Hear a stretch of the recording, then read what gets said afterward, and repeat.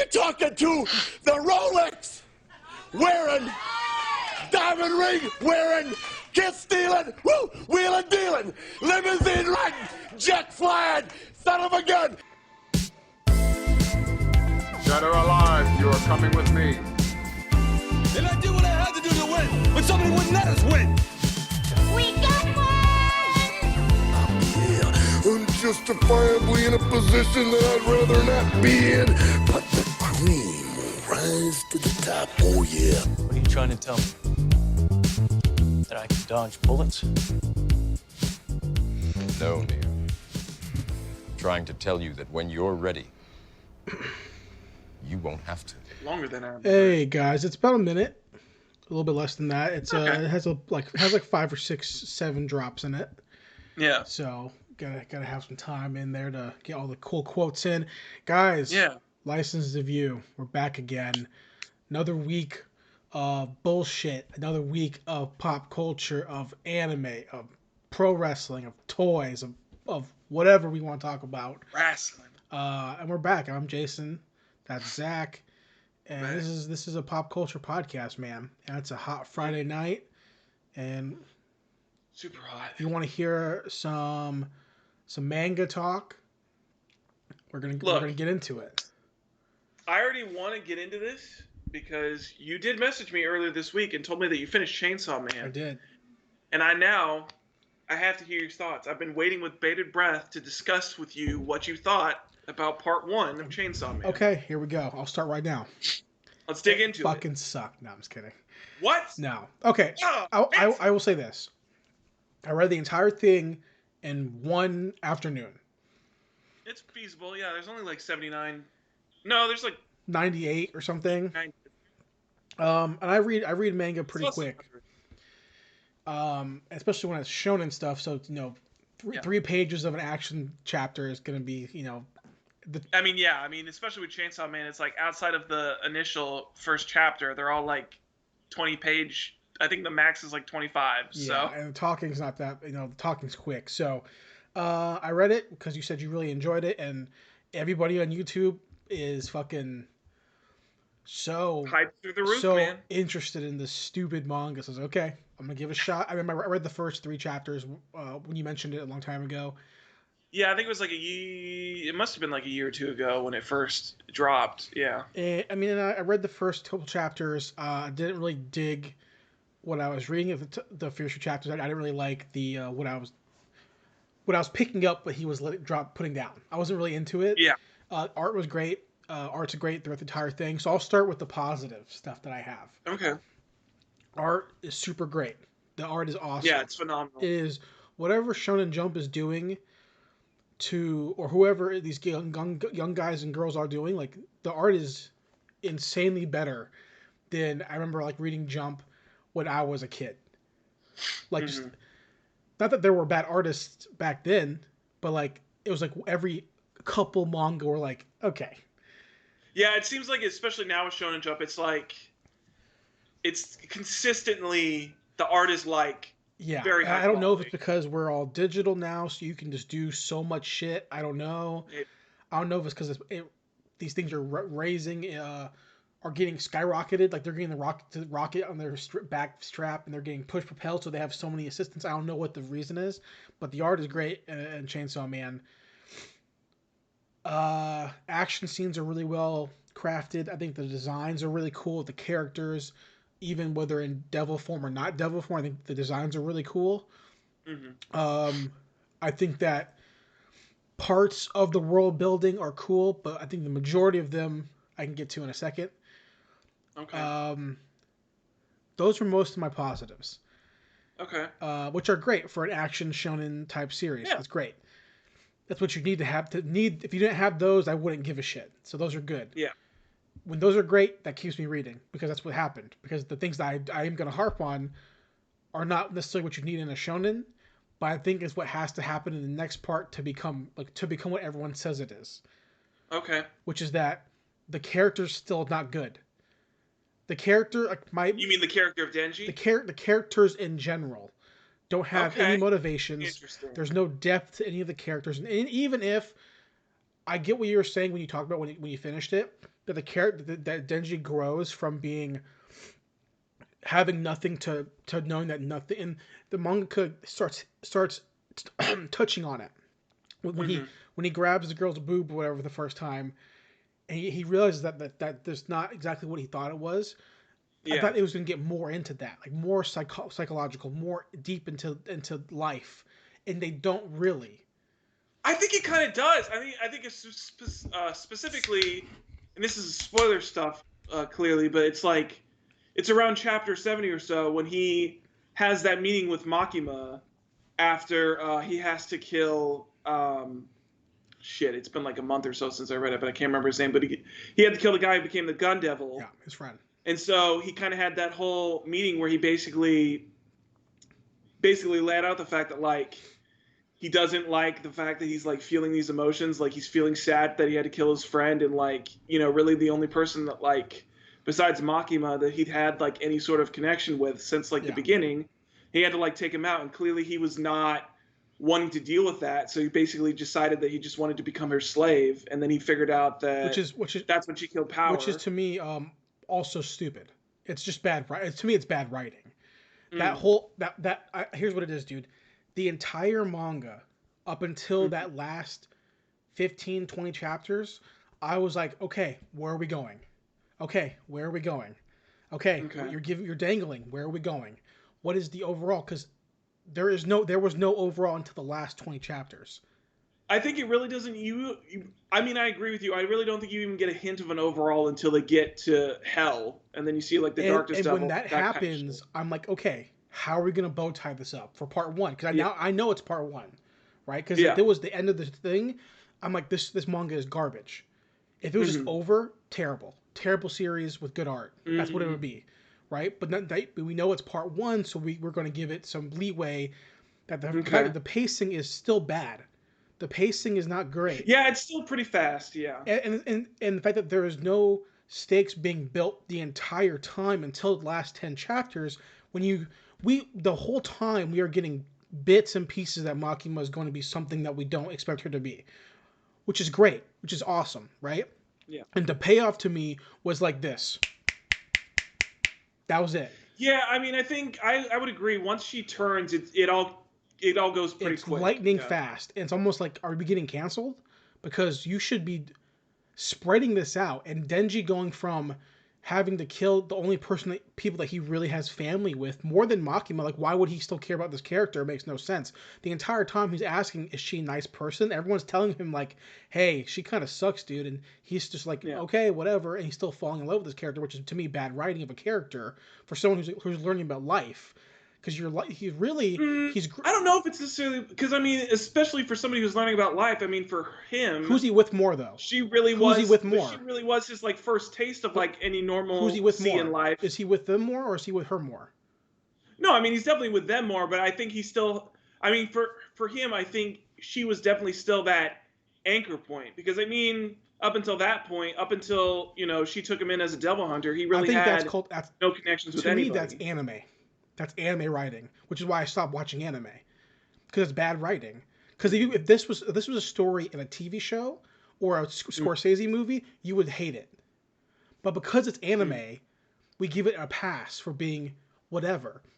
But the character grows a ton, and that's awesome. From being a character that has no school, no friends, no family, all he has is this demon dog, which is awesome. That's the best relationship that he has in the manga, is his dog. Oh yeah, his relationship with Pochita is amazing. And then it grows with Power, and it grows with the guy, and then all of a sudden he gets told to do something that he shouldn't automatically say no to, because we're seeing him defend people in the series where at the beginning he doesn't give a shit. So he's defending people, but now he's gonna kill his friend.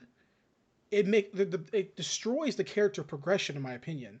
And then him going, I just want to be a dog, or I just want not to think. Okay, well, it kind of defeats the purpose of your growth, because you're going all this length to just give it up. And if the reasoning is, okay, well, it's so hard for him to do that, it's easier for him to do this. Sure, that's one, and people can enjoy that. That's perfectly fine. I think it's not completing the character arc. Now it's part one. I understand that, but part two.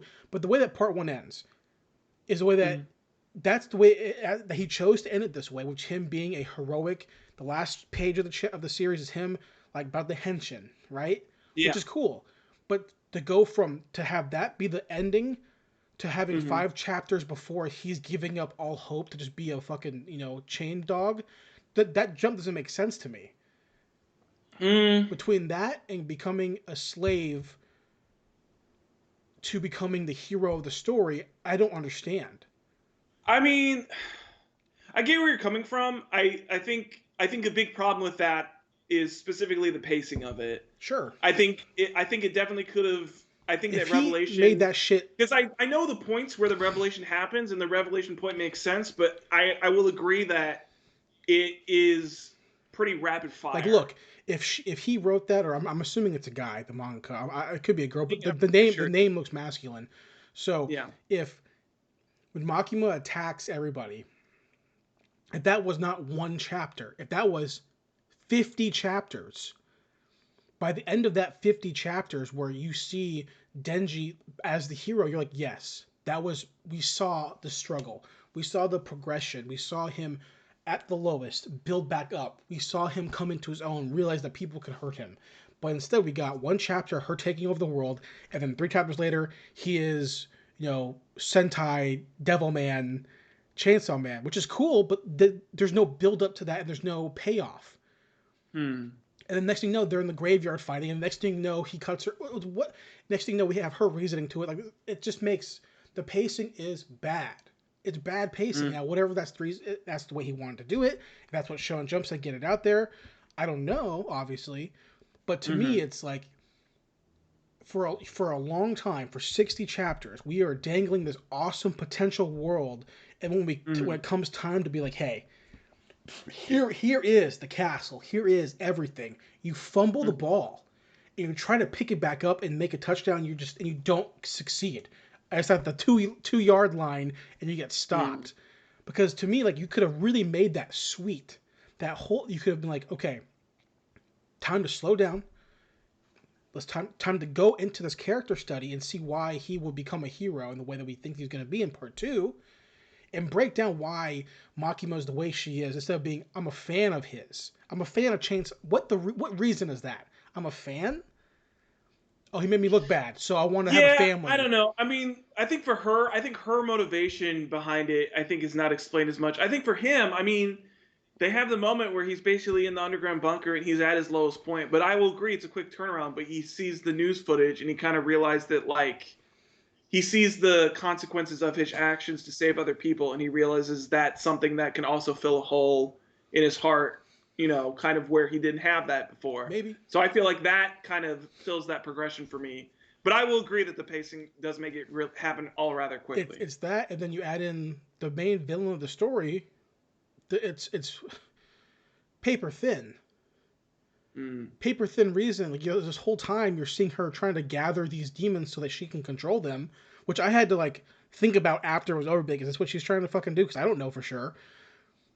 Yeah, I mean that part definitely did make I think the part that was the strangest to me was definitely like her showing up with like the Akatsuki of demons, which was very I'm assuming strange. That it felt like that wasn't really like set up. I mean, it kind of was a little bit after the Bomb Devil, where she like took out the Bomb Devil, but like there's no indication that like she absorbed the Bomb Devil's power. It's just assumed that like she killed it, but then I just assumed all that of a sudden it was... she like shows back up. Yeah, I thought it was that. Okay, so they get beat by people who work for her, which in turn means that she beat them, which means that she now has control over them, and then Chainsaw Man can consume them and remove them from reality, so she has to have to worry about that in the future as a potential threat.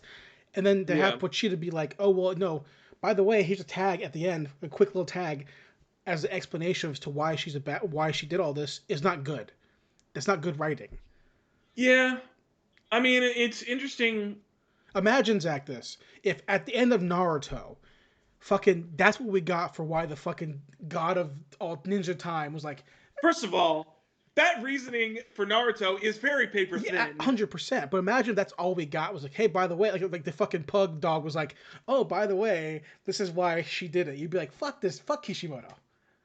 Fuck you, dude. That's fair. And to me, like, because I will say I find the Chainsaw Man part interesting. specifically the alternate history stuff, where they basically say that he ate the demon that was Nazis. That's awesome. All that shit is That shit was so super rad. cool, but we don't expand on any of that. I will agree, and I think that's one of the parts where, I mean, clearly with it part 1, I think there's a lot of those tidbits that, I mean, I don't know, but I hope that he will expand on when he continues the series up, because there's a lot of tidbits like that in the series that are dropped in there, and they're not given any more room to breathe, and I'm hoping that in part 2 they're given some more explanation and some more development. Because when people tell me that, or like when I see online that a manga is good or a property is good, it's great, it's phenomenal. Which people say about this fucking manga. Manga tube's like, this shit is fucking perfect. Yeah, I'm expecting a lot out of this shit, right? Because I'm a critic of stuff. That's my nature. I love writing. I love books. I love fucking narratives, right? This is not that. This is not perfect. This is nowhere near perfect. Is it good? Absolutely. Yeah. It's a fun time. It has really cool concepts and really cool things that you don't see in an everyday shonen, let alone a manga in general. It's a super duper cool concept with super cool art. But to become great, part 2 needs to have some fucking storytelling. Yeah, and I think that might be a little bit, I think you might have touched on a little bit why it might be a little bit overhyped, because especially for people that I'm assuming, I've never been on it, but I'm assuming that people that are on MangaTube a lot, I feel like a lot of the time they're just consuming stuff that is like Shonen Jump and manga. And it's definitely in the genre of like, or the medium of like manga as a whole, I feel like this is like one of the upper tier stories in that genre. And so I feel like in that aspect, I'll clarify. That might be a little bit overblown if you compare it to like media as a whole. I'll even clarify this. Yeah. And take it as a pro and a con for Chainsaw Man. Okay. As a battle manga, it sucks. It does. It's terrible. As an interesting shonen, it succeeds. Absolutely. I think as an action manga, it succeeds. I think as a battle manga, I would definitely say it falls short. Because I don't want to compare everything to One Piece, but it's the staple. It's the fucking you have to compare it to, right? I mean, One Piece is the gold standard for battle. If you want to be in Shonen Jump, you don't want to be Dragon Ball. You want to be One Piece because it's still fucking going, and he's the richest person of all manga time, probably. Right? Except for it's like him, and then it's probably him number 1. 2 is Toriyama, and then 3 is, I don't know, Sailor Moon. I don't fucking know. Probably Kishimoto. Right? Yeah, Kishimoto. So like, you want to be Oda. That's the goal. Not necessarily to make the manga he makes, but to have the longevity, the creativity. Every Shonen Jump store has a fucking Luffy, all that kind of shit, right? Yeah. So, Chainsaw Man is different, absolutely. The art's phenomenal. He draws really good-looking characters and really cool designs. Yeah. But the narrative part, if he wants to be deep, we have to tighten up on world building, tighten up on narratives of terms of character goals, because the whole time Denji, while he has dreams, I was never like, okay, where is the end? What's the end? And I'm not saying his dreams are not something that's like, there's not a tangible road to his dreams. They're kind of just like aspirations. They're more broad than what you normally see in like a shonen protagonist. Which it's, to me, is, because I mean, if you look at One Piece, it's like Luffy's like, I want to get the One Piece. Naruto, King. I want to become Hokage. I don't know what the fuck the Bleach character wants, but I'm sure he's got a goal, some shit. Protect his fucking city, protect his friends, whatever. Okay, yeah. Black Clover, become the Wizard King. All this, like, it's... Denji's is kind of just like, I want to have a normal life. So that's a little bit more like intangible, and it's not necessarily like a clear set goal. It's more like... Yeah. No, I definitely get where you're coming from that aspect, for sure. And then there are other elements of it that, to me, again, on the narrative portion, that really lacked. Because when I think of, like, and you can agree with me on this, because I know you will, a series that gets everything right is Fullmetal Alchemist. Oh, 100%. Gets everything right. Action, art, world building, narrative for the characters.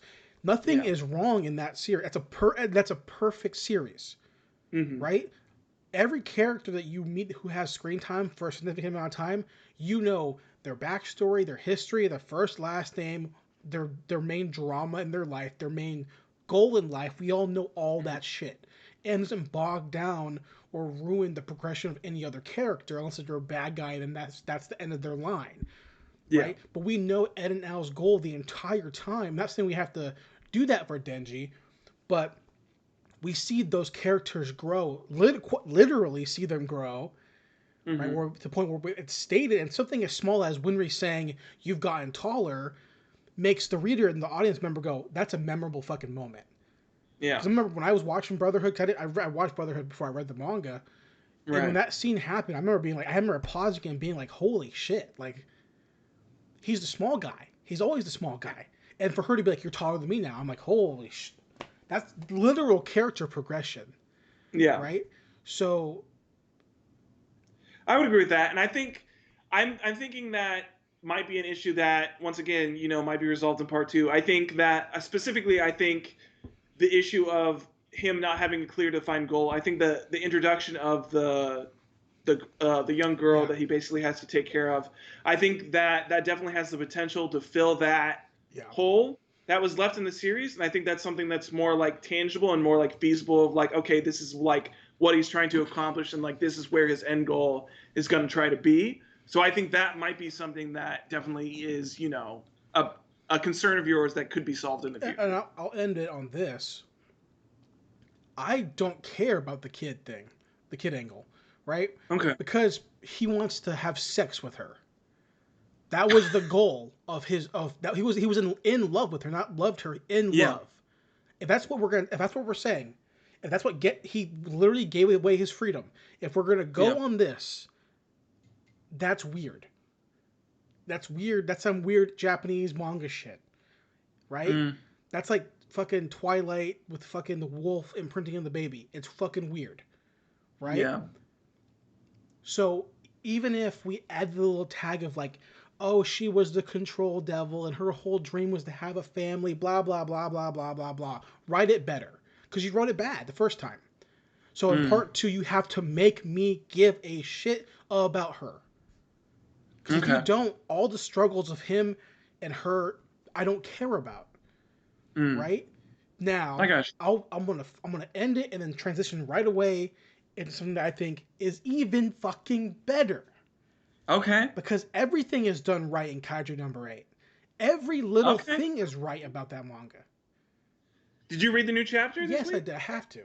Hell yes. Not because I care about reading manga weekly, because I want to support it. I think the problem that I have with that manga is that it's too fucking short. I want fucking more of it. I read the chapter in like 5 minutes, and I was like, I want more of this shit. 5 minutes? I read it in a minute and a half. Yeah. Well, yeah, half the chapter is like double panels. Running scenes, But everything about that manga is perfect. And it's 30 chapters. And it shits on Chainsaw Man. It does. Absolutely. We get the main character's first chapter, we get all his struggles. Boom. We know where he's at in life. Right? We have backstory for him in terms of why his specialty. Boom. Done. We get his heart. Why he could be a good kaiju hunter. Right? We see him save his rookie. Boom. Character development. Chapter 1. Right? Yeah. Then we get heroic details. We get the past of him and then the captain, right? That's a goal to attain to. That's the end goal. And then we have the power build up. Right now he has easy attainable power that he has to hide like a superhero. Combine all that storytelling within the first chapter with amazing art and cool monster design. And we see that they're building up a power scale. With Kaiju number 9. They have the Kaiju grading scale. So we're seeing, in terms of the other the other Kaiju that turns into the human.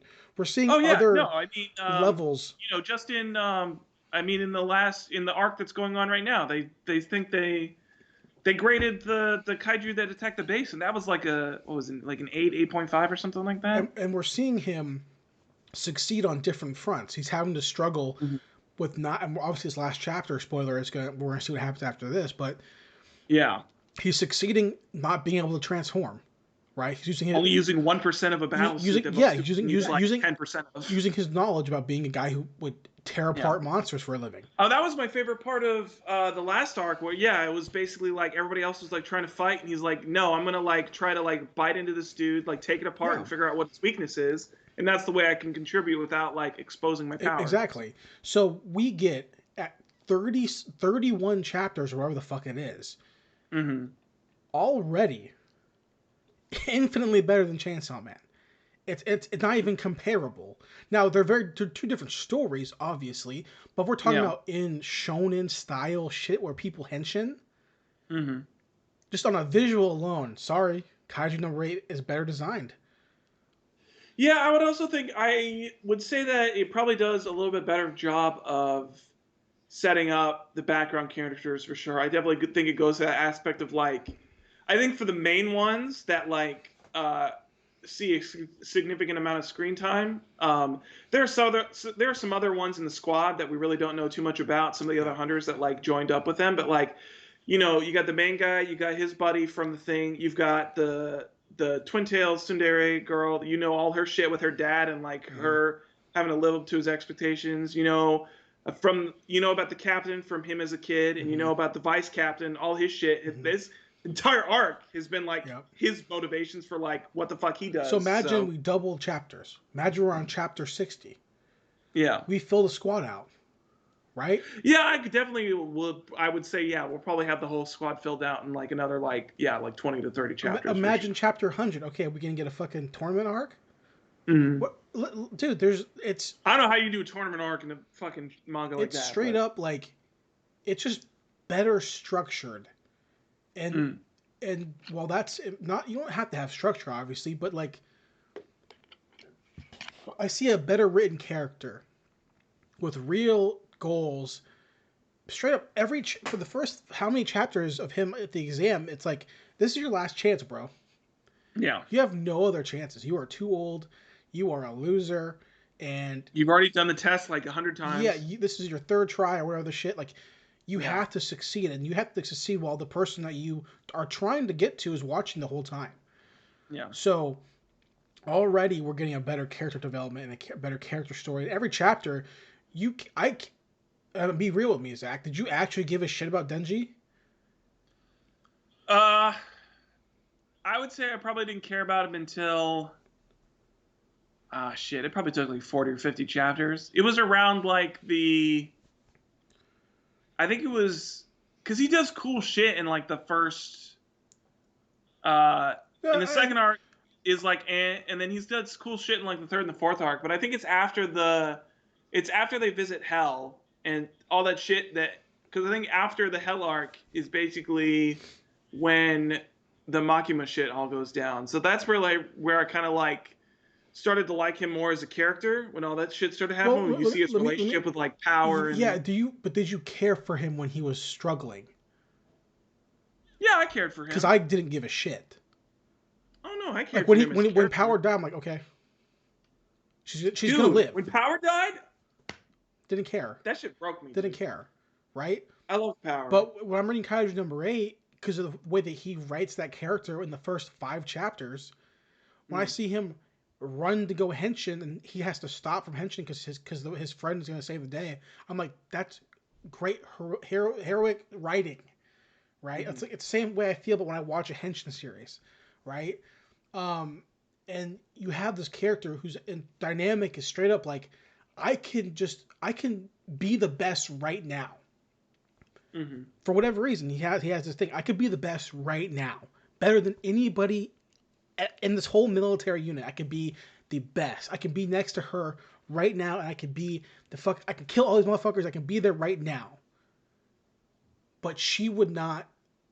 How would she feel about me? And also, it wouldn't be the right way to do it. Yeah. Chapter 1, you're like, this is a good character. We're already building a good character. Imagine if Naruto at chapter 1, he's like, oh, by the way, that's the QB. Here, boop, boop, boop, it's unlocked. Go for it. You're Hokage now. And Naruto, he has a choice. Like, okay, either I can become the fucking best guy at fucking 13 years old or whatever the fuck. Or yeah, but then it would be Naruto, because the whole part of Shippuden is that he basically was like, fuck hard work. I'll just use a QB. Right. It goes back to the point of us talking about Naruto where it's like, well, you were destined for greatness, motherfucker. Yeah, right? the hypocrite shit. Whereas this guy was clearly not destined for greatness. Clearly not destined for greatness. So when greatness is given to him, he's like, I'm not going to use it right now. I'm going to use it when I have to protect the people that I need to protect. Well, it's also like he doesn't want to get fucking shot, so. But even then, would he get shot though? They act like. I mean, that's definitely what he's scared of. He's scared of it, but he also punches monsters in one hit, like One Punch Man or whatever the fuck. Like he is 9.8 on the scale, which is the highest we've seen. Your elbow shit. Yeah. So like he really is only afraid because he's still not thinking himself as a powerful creature. He's thinking himself as a regular guy. And then when he has to step up to protect people, then he does, and that's when he's powerful. But like the fact that it's not like boring. Where if it was like, it's the problem that I have in Kamen Rider specifically, which is where a rider gets a power up, right? And it's like 2 steps above the regular bullshit power ups. But they don't use that power up right away. They'll get it, they'll use it the first time it's debuted. Next episode, they'll use it again right away. 5 episodes later, they'll still henshin to their base form and then eventually go to the power up form. Why would you not just always go to the power up form? That's the strongest form. Well, that's the problem I always have with Power Rangers, because the Power Rangers do that same shit where the Red Ranger gets his upgrade or whatever, and then never just goes straight to it. Like, you get the Battleizer, go right to the Battleizer. Now, good series have constraints on stuff. That they do. Some series have constraints, time constraints or side effects. That stuff is great, right? Health constraints. Right, exactly. But in Kaiju number 8, they're like, no, your constraints are socially. Your constraint, because if it was about being tested on, you can just jump away and kill everybody.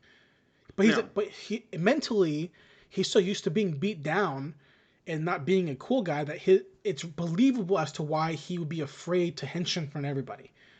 But mostly because he just wants to make everyone proud of him, which is, I mean, again, it's a very anime shit thing to do, but it makes more sense than being like, I won't use it because of honor or some bullshit, right? Like he has that, but it's the smaller of the factors. And we get that character development within the first 10 chapters. Right. Where the whole time the other guy's like, hey, don't do it. And my reasoning is because you saved my life and I want to do my best. That way you don't have to risk your own life for everybody. Like I've seen you do already. Right? Yeah. That's character development. Boom. That's 2 people right there. Got them already. Character development for 2 characters already. Yeah. Right? But we flip over to Chainsaw Man, right? I know why the other guy wants to kill the gun devil. I understand on the basic boring level. But everybody wants to do that. Right? But he's different because that's also kind of a bit that is touched on in the series where it's just like, I mean, I think specifically in his writing, he's like, you're not special. Like, everybody wants to kill the gun devil. The gun devil is But you're crazy because you think you can actually... Fuck off. Come on. Depth. Now, when he starts growing as a character, I'm like, okay, here we go. He's getting close to these motherfuckers. That's good development. What do we do with him? What do we do with that character? Kill him.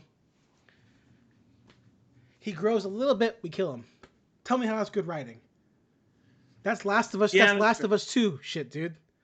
That's Last of Us 2 bullshit. Don't fuck around with that. You don't build a character up just to kill them in a bullshit way. Yeah, that's fair. And wasn't even a good death. It was pretty shitty. It wasn't even a good henshin sequence to get him. It wasn't even good. It was terrible. Power's death, right? Okay. Oh, I told you she's coming. You're gonna kill. Fucking lame-o. We build this character up. We progress this character. We give them Now, for her, she comes back, obviously. We know she's going to come back. That was the whole point of it, right? Yeah. So for her, I can give it a pass. But for the other guy, well, he's just gone.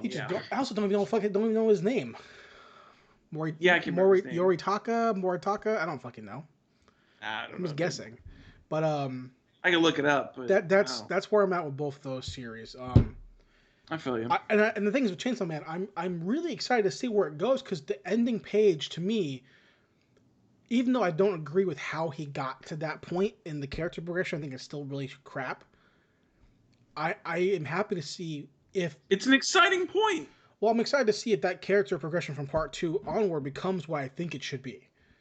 which is a true Sentai hero hunting type of series, right? Whereas more so, I would rather have had part 1 not be called part 1 and part 1 be called prologue. Where it's like, here's the prologue as to how the Chainsaw Man came to become a hero on Earth, not in hell.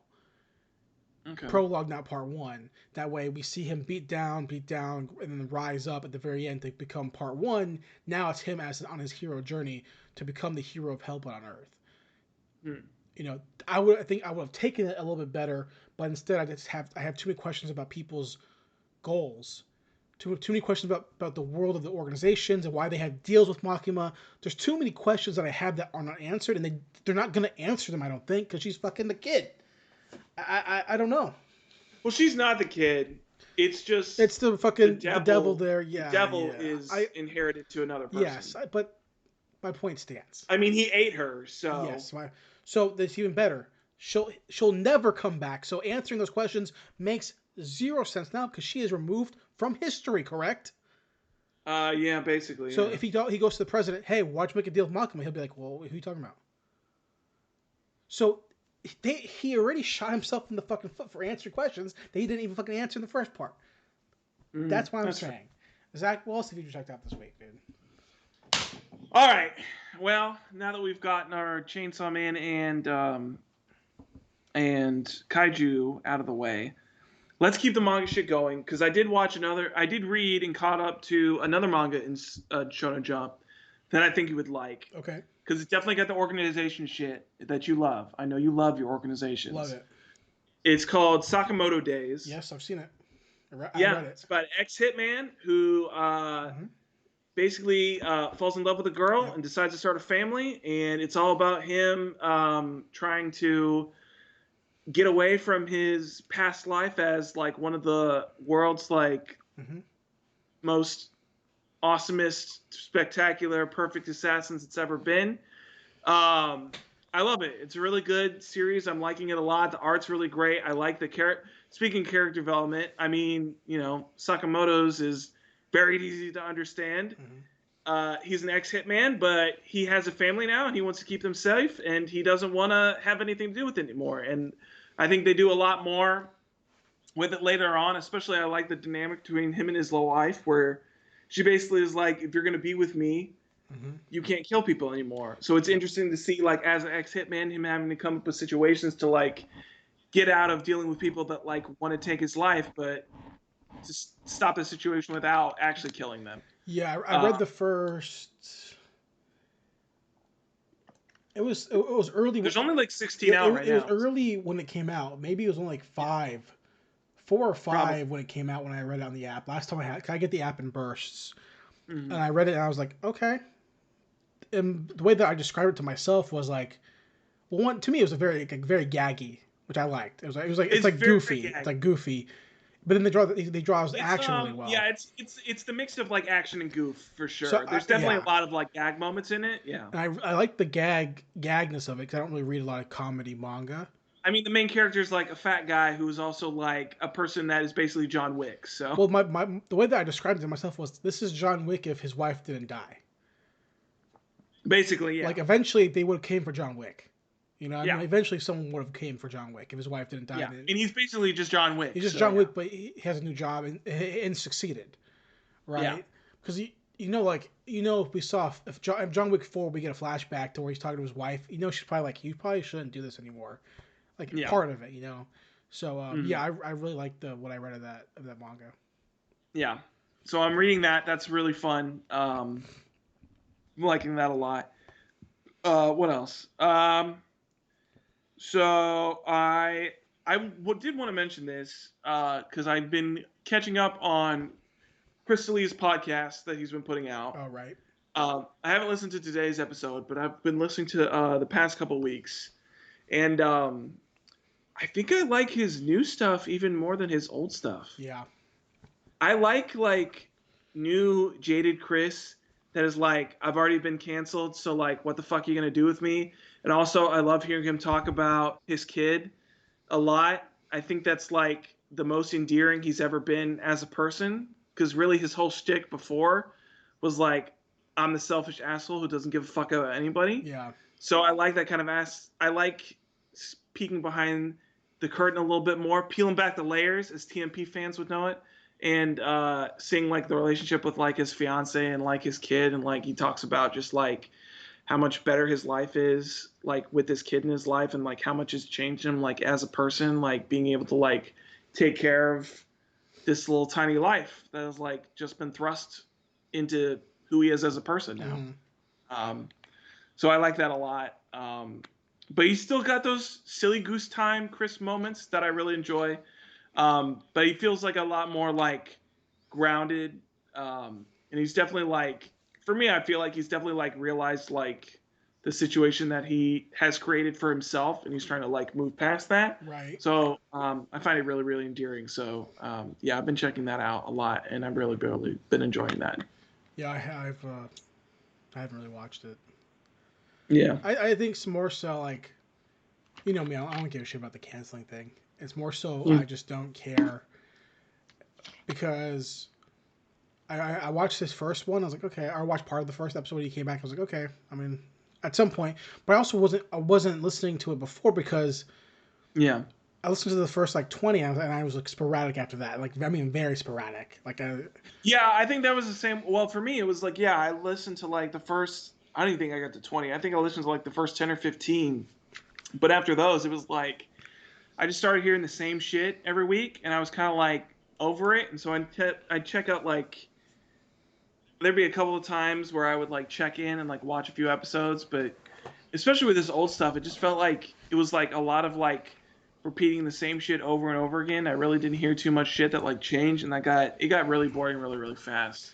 Yeah. It might be the same thing that happens with this, but for right now, I'm really enjoying it. So yeah, I felt the same way, and also I just the hipster in me, or the contrarian, is like, okay, he's really big now. So I clearly, and it sounds it's super hipster and it's super snobby and it sucks, but it's the reality. Like, when I go through the comments of anything of Chris is now, I will find, and this doesn't mean anything. This is just a personal thing, right? Okay. I will see a couple people reference TMP, and I'm like, you guys get it. You know the progression. Or even when I scroll through like Brian's new podcast, and people will comment about Brian, I'm like, I'll see a couple TMP. I'm like, you guys get it. Or even when Sasso was on fire and the kid, I was like, you guys, okay, we understand the progression. And that's not good or bad. It's just the fact that, like, you know, you and me can see the progression from like Lazy Talk from 2011 to Lazy Talk now, where everyone's doing it, you know. And like, I'm kind of like, it's kind of like when Dane Cook was really big. Like, okay, Dane Cook was funny, and then people start talking about Dane Cook all the time. I'm like, okay, he's not funny anymore, because it's overdose. I'm just seeing so much of it, you know. So when it comes to comedian podcasts, I don't really listen to much right now. Even Comedy Bang Bang, I'm not listening to. I'm not listening to anybody. Yeah, I mean, even like the one I'd probably listen to them, which I don't even listen to full episodes. I only listen to like clips of theirs, and that's probably why I can like listen to it so much. But like, it's probably like YMH with Segura. Yeah, I don't even listen to that. But I mean, I really only listen to like clips of theirs. Like, I've never listened to like an entire podcast of theirs before. I just listen to like clips here and there. I will if like the guest I give a shit about. I don't listen to any of it's just the two of them. Yeah. You know, so that's where I'm at. That's where I'm at with that. I got you. So I finished Luigi's Mansion. Okay, cool. That same shit popped up. I swear to God, I was like at almost the last floor, and then this fucking ghost cat stole my goddamn elevator button. I had to fucking chase him around for 3 floors. I was super pissed off. But I got to the final floor. I beat King Boo, trapped him in a painting, made him look like a little bitch. So it was fun. I liked it a lot. I think it still had a lot of similar problems that I had the last time we talked about it, which is, I think sometimes the solutions to the boss battles can be a little more obtuse. I think the biggest problem for me is like one of the floors, you go to like an Egyptian floor, and you have to go through like these trap rooms. And And there was one time where it was like I was trying to figure out like what to do, and I literally tried like almost everything except for like one thing, and then I looked it up, and it was like the one thing I didn't try was like what you had to do. Right. And it was a point where it was like it wasn't because I tried it because I was like, oh, I'm not gonna try it. It was like I forgot that it was like even a mechanic that like I had like as Luigi. Right. So I looked up, I was like, oh yeah, I can like do that, and like, so I think there was a couple of things like that where it was like the solutions to problems were a little bit more like,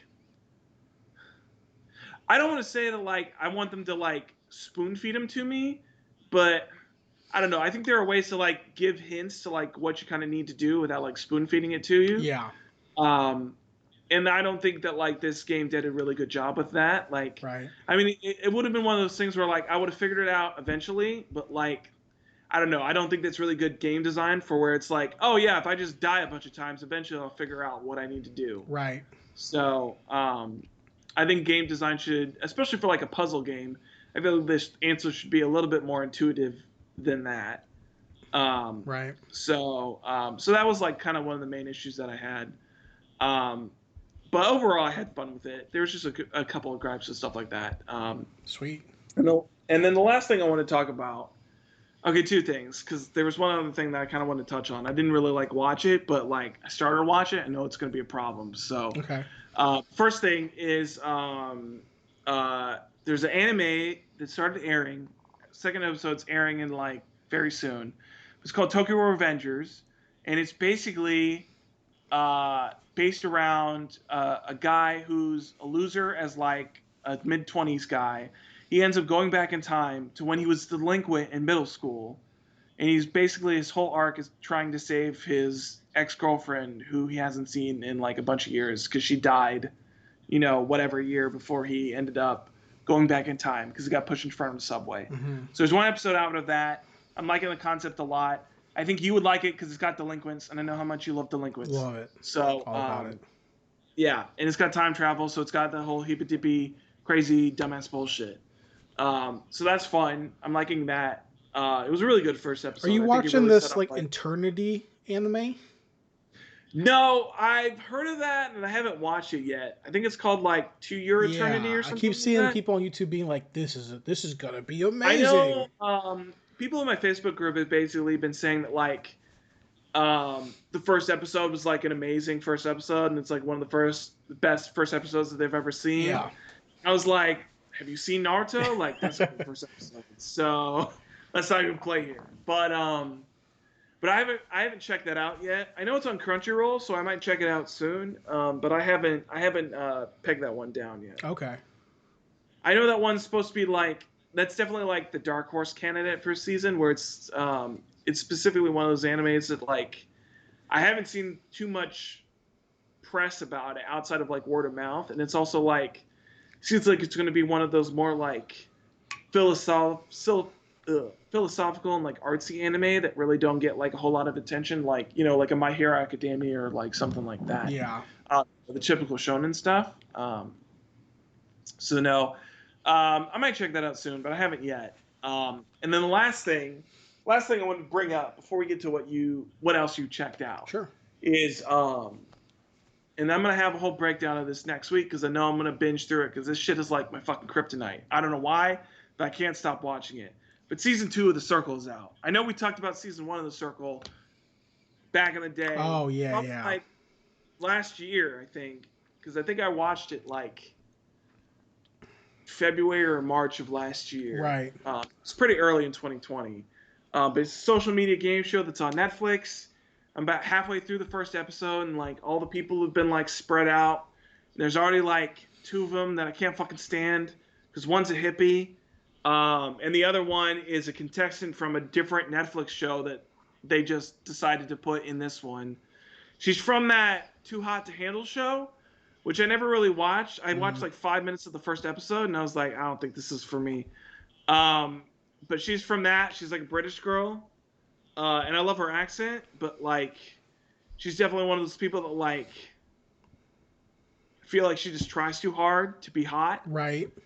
And I feel like that's kind of a turn off for me. I don't know why, but I was just like, I saw that and I was like, first of all, you're trying too hard to be hot. and you have way too much energy, and it feels like fake energy. Right. So like automatically like turn off for me. And then the other guy is like a fucking hippie who like does breathing, teaches people how to breathe. And I was like, fuck no, you need to be voted off the show. So Yeah, you mean reality TV. You're describing people who are on reality TV, yeah. yeah, no, I get what these archetypes of these characters are, Yeah. because they are characters. But I can't help it, dude. I don't know why, but this is a game show. Probably because I just liked the first season so much. I like the characters that were in that a lot. Right. But I feel like I'm gonna watch this season, and I'll probably have a full report on it next week. But I just want to let people know that I got my finger on the hot button of pop culture, and I know what you people want, and I know what you people need. So I'm gonna give it to you next week. There you go. I'll never watch this. I know, because you didn't watch the first season, so I wouldn't expect you to watch it. I don't like reality shows, man. Yeah, I mean, I think we talked about It's very far. the only thing I've heard of that you've watched that I've brought up that you'd be like, that I think you've watched is cooking shows. So And even then, that's like it has to be like barbecue burgers or there's a beer show. The barbecue one was like the last. Yeah, one. I would watch a beer show. If I was a soda show, I'd watch a There soda should show. be a beer reality show. I can't believe there's not like a brewmaster reality. The problem show is it would take so long. Yeah, but barbecue takes a long time. They made a reality show out of that. Beer takes 2 weeks. You could speed that shit up. I agree, but You could make it work. you know, it's just whatever. So yeah, I'm very selective. You know, my girlfriend watches, or this last season she didn't really watch, but Bachelor in Paradise, and she was a big fan of I was gonna say Monster House, Smart House, Big Brother. Big Brother. She's a big fan of that, and we watch it together. I don't know. She wanted me to watch one season with her, and I was like, I just don't. Big Brother's like, I don't know. Give a I shit. remember watching, because there was a time in college where it was like a bunch of the people that I was living in the house with. There was like 4 or 5 of them where they were into Big Brother. So I watched like one season of Big Brother with them. I don't know. I feel like I've talked about this before, but it's like reality TV for a lot of times. It's like not something that like I'm super invested in watching, but it's like if other people get me hooked on it, Yeah. I'll usually like stick around for it. So it was like Big Brother was one of those where it's like I haven't watched a season since then, but like it's one of those things where like if I know of a bunch of other people watching it and I can watch with other people and it can be like that group experience, Yeah. I'll probably check it out. But it's like I don't think I'd ever like watch a season of Big Brother Right. like on my like I would never seek it out and be like, oh, I want to go through like all the seasons of Big Brother and shit like that. Yeah. I mean, I get it. My reality TV is called professional sports. So like it's all the same drama. It's real. Yeah. It's even more real than fucking, Survivor. But the only reality show I actually watched of my own like volition besides the barbecue one was years ago on Spike. They had a like Truth or Dare. I've never even heard of that. I think I meant to say Fear Factor. Oh, Fear Factor. I've never watched that.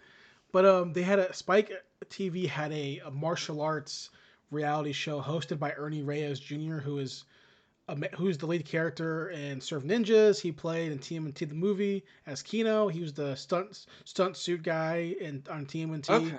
I'm pretty sure he played Michelangelo. He's a Filipino guy, so I love him. Obviously, have to.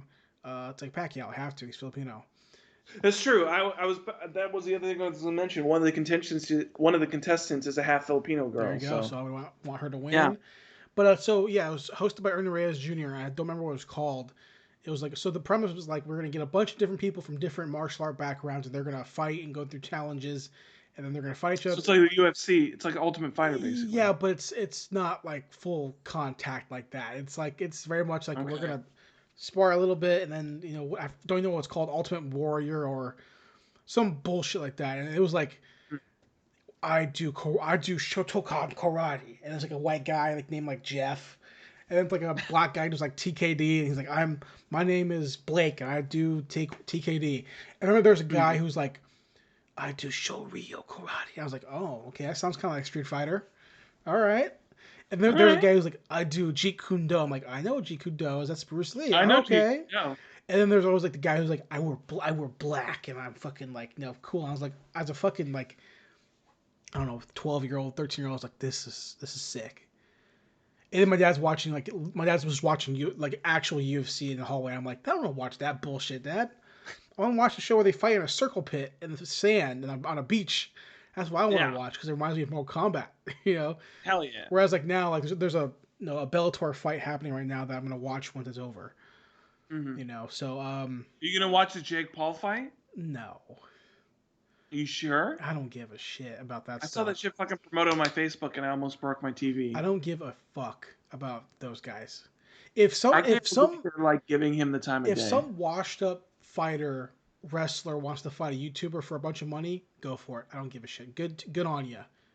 Yeah. But know that if you lose in any way, even if it's not your particular sport, because Ben Askren is not a boxer, he's a wrestler.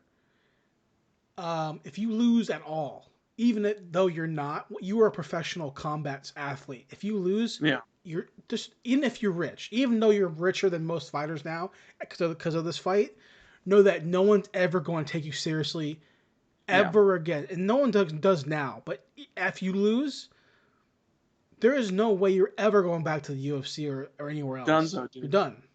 Dunzo. You know, it's not like it's fucking like, you know, the last one that happened where it was like, was it the brother who fought Nate Robinson? It was like Logan Paul, right? Like, I know him. One of those two kept trying to have what? Fucking Connor. What's the Ireland dude's name? Connor, yeah. One of them was trying to like bait Connor into a fight. And I was like, first of all, you clearly don't know Conor McGregor because he doesn't get baited into fights. He baits other people into fights. Well, also, like, there's nothing for his fight career. Mm-hmm. You know, fighting Mayweather. He's already got money. So yeah, like, fighting Mayweather or boxing Mayweather was a good career in the fight business. Yeah. Fighting a Paul brother doesn't do anything for him in the fight business. It's going to make him money, obviously. And if he wants money, then it'll make him a ton of fucking money. It'll be bigger than anyone else they can get. Yeah. But it won't be like a good fight step. No. You know what I mean? But with the fight with Nate Robinson, well, he's a basketball player, so I don't give a shit if he loses or not. That's equal playing field. You have a guy who's not a boxer and a guy who's not a boxer. That's what it is, right? Yeah. If it was like Logan Paul versus Pacquiao, well, that's a boxer versus a non-boxer. Yeah. And that's not even a fight that would happen because Pacquiao would fucking destroy them. That's why it's boxing. If it was like, hey, Logan Paul or Jake Paul, Conor McGregor, I want to fight you in the octagon. I'm like, yes, I'm there all day. I will buy that pay-per-view, yes, all day. I would love to see him get destroyed. That's why I was hoping, like, after the Mayweather fight, I was like, okay, now next fight, octagon. Yeah. Next fight, octagon. Now, it would never happen because Mayweather fucking knows in 2 seconds he would die. And not even because, I mean, he would get kicked to death. He would get kicked to death, elbow to death. But then also, Conor McGregor's not even a good grappler, but his shit grappling is better than his fucking non-existent grappling. Done. Yeah. And I would pay $200 to watch that small fight because I hate Mayweather with a passion. I hate that fuck. I want him to lose. So I knew it was never going to happen. I hate the play. I hate the game. No, he's a racist. But whenever he would talk about fighting Pacquiao for years, he would always call him a chink and fucking make all these Asian slurs. And again, I'm Asian. So I take that and go, I wouldn't give a shit.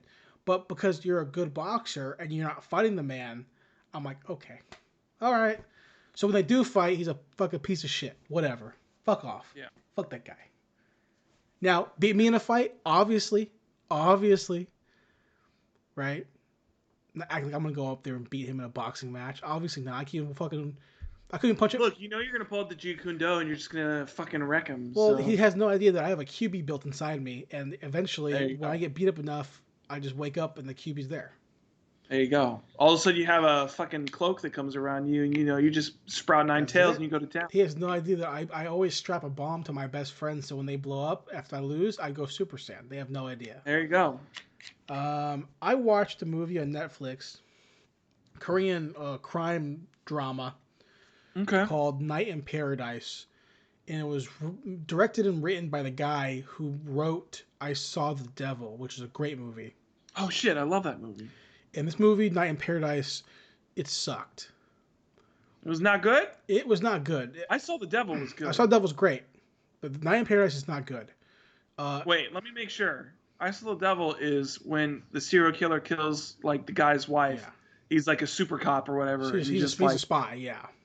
Yeah, and then he just like takes a guy to town. Yeah. Yeah, that's Okay. I Saw the Devil.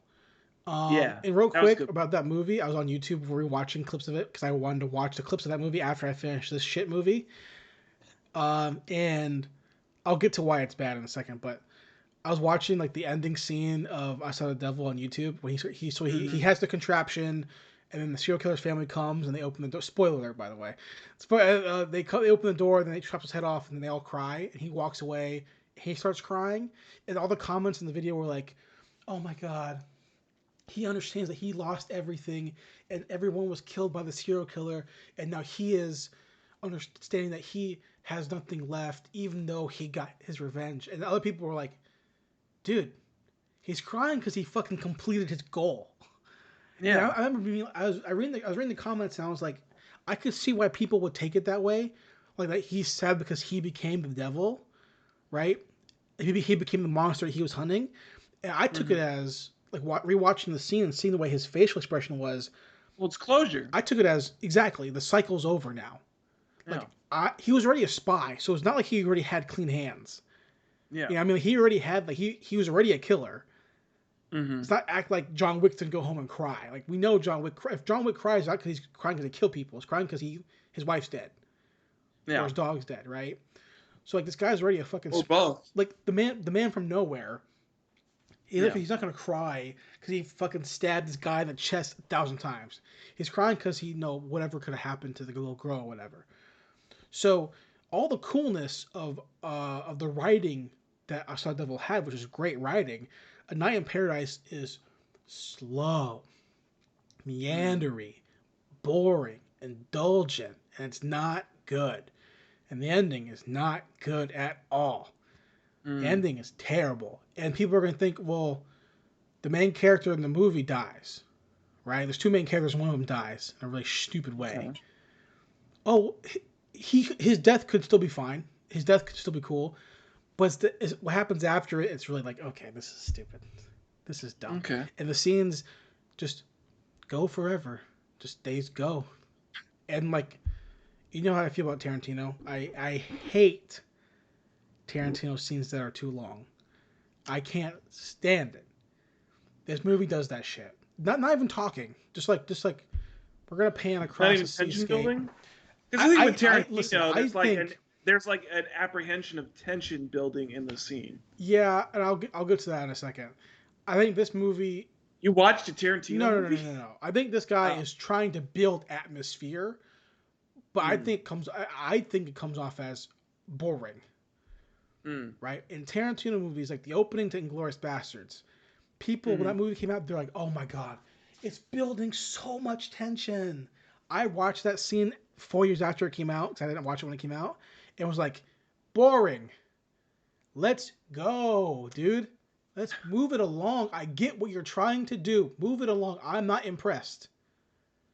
And this comes from this, dude. And I hate being this fucking dude who's always negative about Quentin Tarantino. Because I can't make a good movie like that. I know I can't. Right? Now, if it was a Power Rangers movie, I fucking could. Right? But after understanding that all he does is rip off other people's shit. I told you last week how City on Fire was the inspiration for Reservoir Dogs. Right? Jackie Brown's a great movie, right? It's not even his story. It's based on a book by a fucking dude. Yeah. And that dude he made Justified too. That's his shit. Right? Okay. He made Justified. He is known for having really great dialogue. Yeah. So where are we going here? Is he even good dialogue, or did he just copy someone else's style? I mean, look, I don't know if we've talked about this before, but I mean, the one that movie that is probably like the most original that he's done is probably his latest one, because it really wasn't based off anything except for the fact that like Sharon Tate was murdered, and then Sharon Tate doesn't get murdered in the movie. But I really don't like Once Upon a Time in Hollywood. Yeah. I think, going back to our manga discussion, I think it's slow, meandering. I think the pacing is terrible, and I think the development for characters is not there. Yeah. I have no clear aspirations for any of the characters that are in that movie, what they're trying to accomplish, or what the fuck the end goal for this movie is.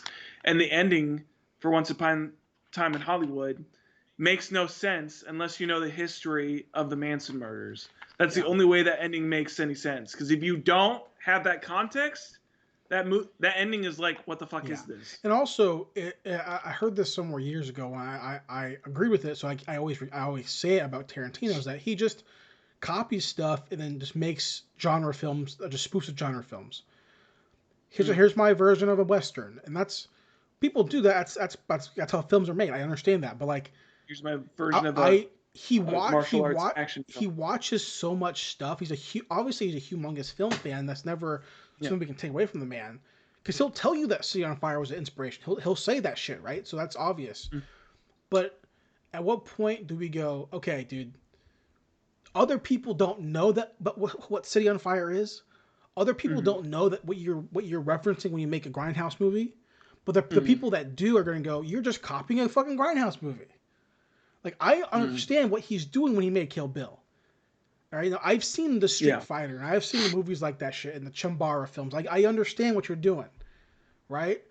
But I don't think it's impressive, because I've seen those fucking movies, right? Kill Bill's fine, right? It's fine. 70s exploitation, samurai, Chambara type. It's fine. It's fine. But the people who don't know those movies are gonna watch Kill Bill and be like, "Oh my fucking god, dude!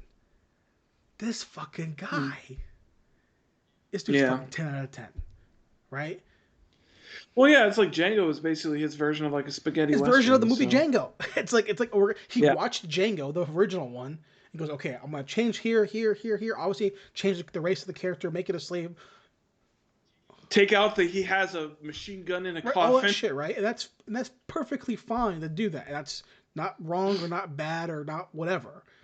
I just go, I'm not impressed, because I can go over to Asia. I can go watch fucking Sympathy for Mr. Vengeance or any of the fucking movies that I just mentioned from Korea and be like, holy, I have never seen something like this. Not that it's wrong to have movies that are similar, because I love shit like that, obviously. I love martial arts movies that are similar. That's fine. But I think the problem is that when everyone talks him up so much, you know? Like he created the ideas. And not even that. Because he acknowledges that he has inspirations. He's a super fanboy, so I really respect that. And it's not even his fault, that my critique of him. It's the fact that everyone just fucking loves him so much. So when I do watch Inglourious Basterds for the first time, I go, okay. I mean, it's fine. You know?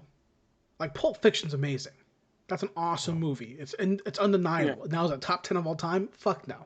It's a great movie. Top 50? I don't know. Maybe not mine, but maybe someone's. I'm sure someone's. I'm sure some film. Definitely I'm sure some fucking film kids like, yeah, fucking top 2. I told you, when I was in film school, fucking everyone fucking loved Tarantino. Right? And I'm like, no, dude, Commando. Like, let's be real. Commando. RoboCop. Total Recall. It has Arnie in it, and he's... Starts the Troopers. Let's get the real shit. If Arnie's in it, he's on steroids. Top 10 movie. Right? Total Recall. But even with that being said, I remember watching Pulp Fiction for the first time and being like, okay, it's fine. It's a good movie. And I remember when I saw Reservoir Dogs before I saw City on Fire, and I remember watching City on Fire being like, this is a better movie. Now, obviously, nothing about the movie is stolen except for the end, and that's just kind of the concept, but I remember being like, John Woo does infinitely more bloody action graphic stuff with cool tension building than anything I've seen Quentin Tarantino do. And I'm not invalidating those movies. Those movies are fine. People enjoy those movies, but that's how I feel about Christopher Nolan too. From the get-go, people are like, Christopher Nolan, he is amazing. He's the best. He creates cool stories, cool science fiction, cool depth. And high concept. And then I watch Interstellar and I go, dude, you bullshit. Your fucking crux of the story is fucking jerk off bullshit with no answer. Time, black hole, dimensions. Fuck off. We watch fucking Tenet. What's the fucking crux of the movie? Fucking stuff. Reversing. It's like, come on, time, like, dude. Like, somehow. People think it's so high concept. It's not. It's just fucking bullshit. It's just fucking bullshit. You know, people are like, oh, he's so impressed with him. No, what's impressive? A good action movie is impressive. Jackie Chan's impressive. Jackie Chan. You know, that's impressive shit. You know, a good fucking The Matrix is impressive. The Raid is impressive. Right? And not saying that fucking Tenet's not impressive. It's fine. It was a cool concept, but when you break down the concept enough scrutiny, you're like, okay, all right, that's bullshit. Take The Matrix, for example. The first one. We can ignore 2 and 3. Let's definitely just focus on the first one. Perfect movie. Perfect concept, perfect execution. Nothing about The Matrix is wasted. Nothing about that movie is wrong. Right? The only thing wrong with The Matrix is that it only has 30 seconds of Dracula. That's the only... that would be what should have happened, really, is they should have recut it. Director's cut, Wachowski cut. It had that scene, the full dance scene where Neo's like... What's that? Are you saying HBO Max should release the Wachowski cut of Matrix? 100%. I want Neo against the wall at the club, waiting for Trinity, and it's just 3 minutes. You just want a whole music video, Dracula. Not a music video. It's him against the wall, awkward, while Dracula's playing. That's the only thing that can make that movie better. So... I don't know where I came from with that, but my point is that this movie... You somehow came here from a Korean movie. Night in Paradise. That was... Night in Paradise. Not good. This dude is like... I can tell. It was like trying to be this like beat Takeshi, like 90s Takeshi beat movie, which if you see his gangster, his Yakuza stuff from the 90s, it's like very much what this guy was trying to do, but it was overindulging. You're like, okay, this doesn't feel like it's worth my time. Whereas like, you know, you watch something like Outrage or something like that, like a Yakuza movie, you're like, okay, no. Or even stuff like from the 70s, like super 70s Yakuza movies, you're like, okay, I get where I'm going. We're going with this. Attention does make sense. The meandering makes sense. But Night in Paradise, you're like, oh my god, we are just fucking going on for no reason. And that was my opinion of it when I finished it, and then when it was over, I was like, okay, I think I'm not going to watch that ever again. So I watched that. Okay. To be I want to end my notes on a positive note. Okay. So I'll take a positive. I want to end what I watched this week on a positive note. Did some wrestling? No, nothing this week. Really, I mean, I watched, but nothing special. It all sucked. No, I'm just kidding. I watched some more Kamen Rider 01. Okay. And then I got bored because it sucks. No, I got bored. I really was not in the mood for a super duper kiddie. Is 01 the new one? No, 01's the last season. The current one is Saber. Okay. And I won't watch more of that until I probably won't watch it until it's over because I just don't like the designs of the character very much. They're fine, but they're cool, but just whatever. So I was like, okay, you know what? I'm gonna go back and watch. I kept like beating myself to watch 01. I kept like forcing myself to watch episodes. I was like, my time is valuable. Yeah. If I'm not enjoying watching Kamen Rider 01, I'm enjoying watching Kamen Rider Amazon. Why would I watch? Because it's there. Because it's in the entry. I should probably watch it. It's the ending of the era. I should watch it. But I kept forcing myself to do it. So I was like, you know what? I'm going to take a break for now. I watched like 12 in a row or 12 episodes. I was like, well, I'm going to take a break. So I went back in time to watch something that I knew I wouldn't. Got in your TARDIS, your little police box. You went boop, boop, boop, boop, and you went back in time. To watch something that I actually enjoyed. So I wanted to watch Kamen Rider Phase or Phase. They pronounce it either way, depending on who you talk to.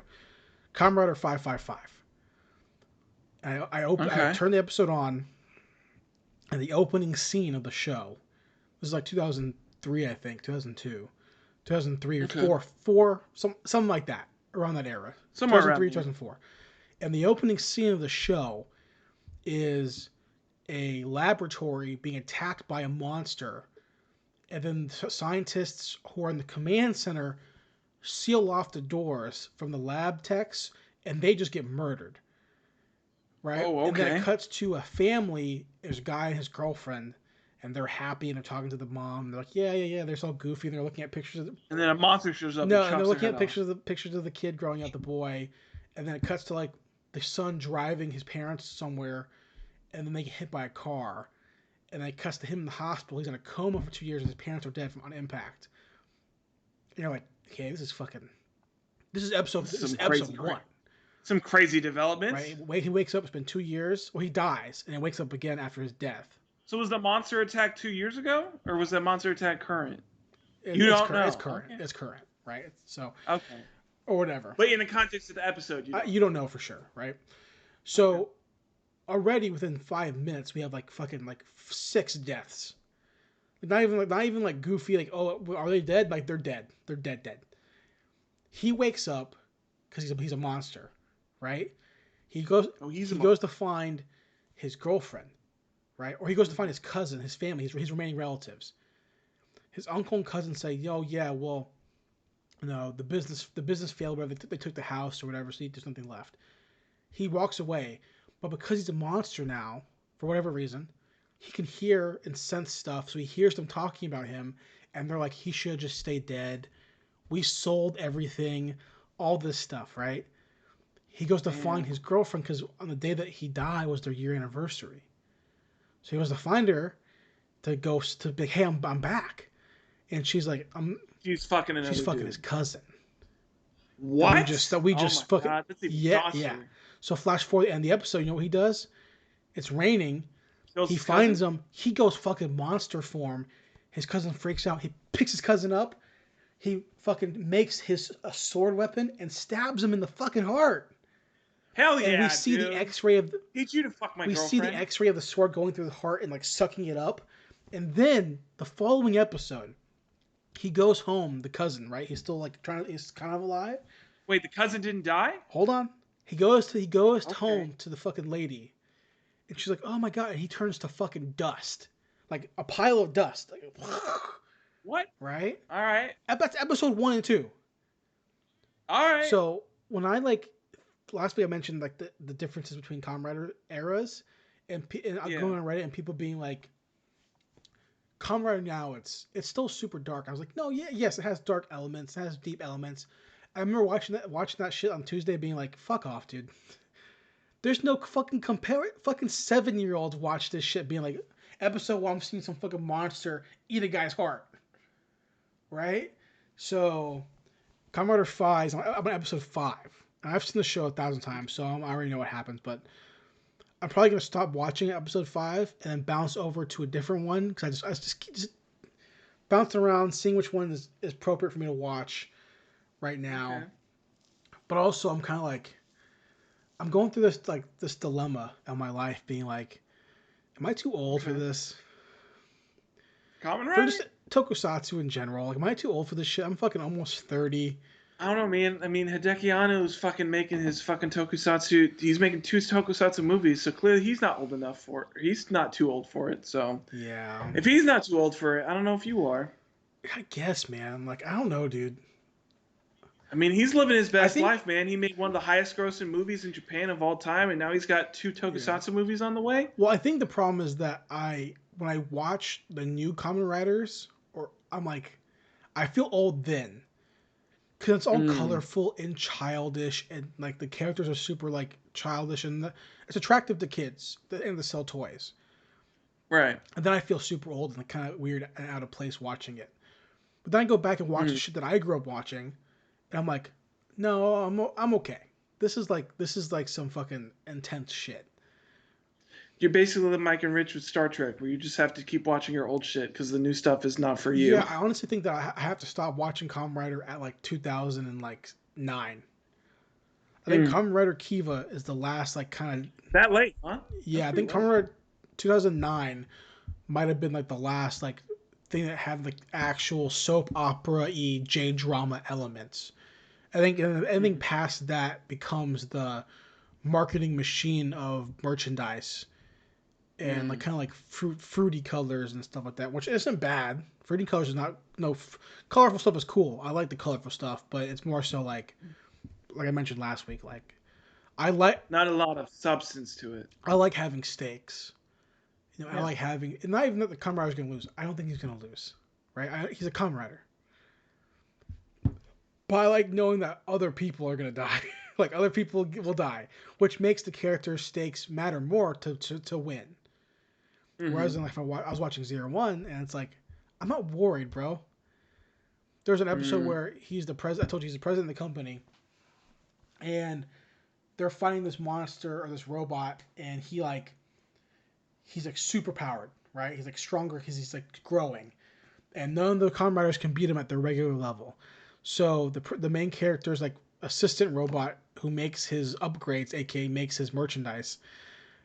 He's like working on like a new new power up, right? Mm-hmm. And like he uses it and it doesn't work. It's not fully done. And she's like, "I'm so sorry, it's not completely done yet." And he gets his butt kicked, right? But the entire time, I'm like, he's not gonna fucking die. Like, I'm not worried about this shit, dude. Because and the episode's gonna fucking work, right? It's gonna work. I know it's gonna be fine. And that's inherent to any, obviously, character-driven, like, superhero show. I understand that. But old shows at least had people around him, like, get murderized. So, like, even though I know he's going to figure it out, other people who might be ancillary characters are still going to suffer, and that makes the stakes, in general, raise. Whereas now it's like, no one's going to die. Like, even if they do die, technically, they're not going to be like, yeah, he's dead. Like old Kamen Rider, there'll be literally a cop character being like 5 victims. And you're like, yeah, there's 5 people who are dead. They'll be in a morgue being like, here's how the monster killed them. You know what I mean? That's brutal shit. So I got you. That's all. I could go to the bathroom real quick. So that's why I've been checking it out. And I have the crisis every now and then, man, where I'm like, am I getting too old for tokusatsu shit? Then I go on YouTube and see people who are, you know, double my age, or on Instagram people who are super into Ultraman still, who are 50, who watched it when they were kids and they're still super into it. But I can never tell if they're super into new shit or just stuff they watched when they were kids. And if it's something you're into when you were a kid, that's all you really enjoy. It almost makes sense, right? Like you like Transformers when you were a kid, and you like Transformers now, and you're 45. Well, it makes sense because it's something you were from childhood. But something inherently goofy about dudes in, you know, latex suits yelling henshin, and then fighting another dude in a latex monster suit. And something about watching that every year as it comes out, as it progressively gets more childish, which is what it's for. It's a child show, obviously. I'm not gonna act like it's not that. But what drew me in as a kid was the darkness and the you know, the I don't know, grittiness of it. It almost gives me like it's like an inverted. I'll mention this to Zach when he gets back, but it's like an inverted Dark Knight Returns. You know, where if you grew up with Batman up until 85, the character really wasn't that deep, that dark. You know, I mean, obviously there's dark elements there. We had dark elements that hit real shit within comic books by then. You know, we saw fucking Speedy shooting heroin, right? All that kind of stuff. But we didn't have Watchmen yet. We didn't have any of that stuff yet. So you have this character who's now known for being super duper dark and gritty and violent and intense. But then because of 1985, Frank Miller creates this comic book that creates this dark character. Then that now, if you grew up reading Batman when you were a kid and you were getting older and you want Batman to get darker, well, now Frank Miller gives you a dark Batman, right? But if you're like me, and it's the inverse of that. So if I grew up as a child, I have dark Kamen Rider who are this dark atmosphere and dark storylines. As I'm getting older, I expect it to get dark, stay dark with me, but it's actually the opposite. It's becoming more childish, right? That's the interesting dynamic that I don't think I can't think of another show that really has that dynamic where it like starts dark and it gets like more family friendly as it goes on. I can think of bands, but not a show.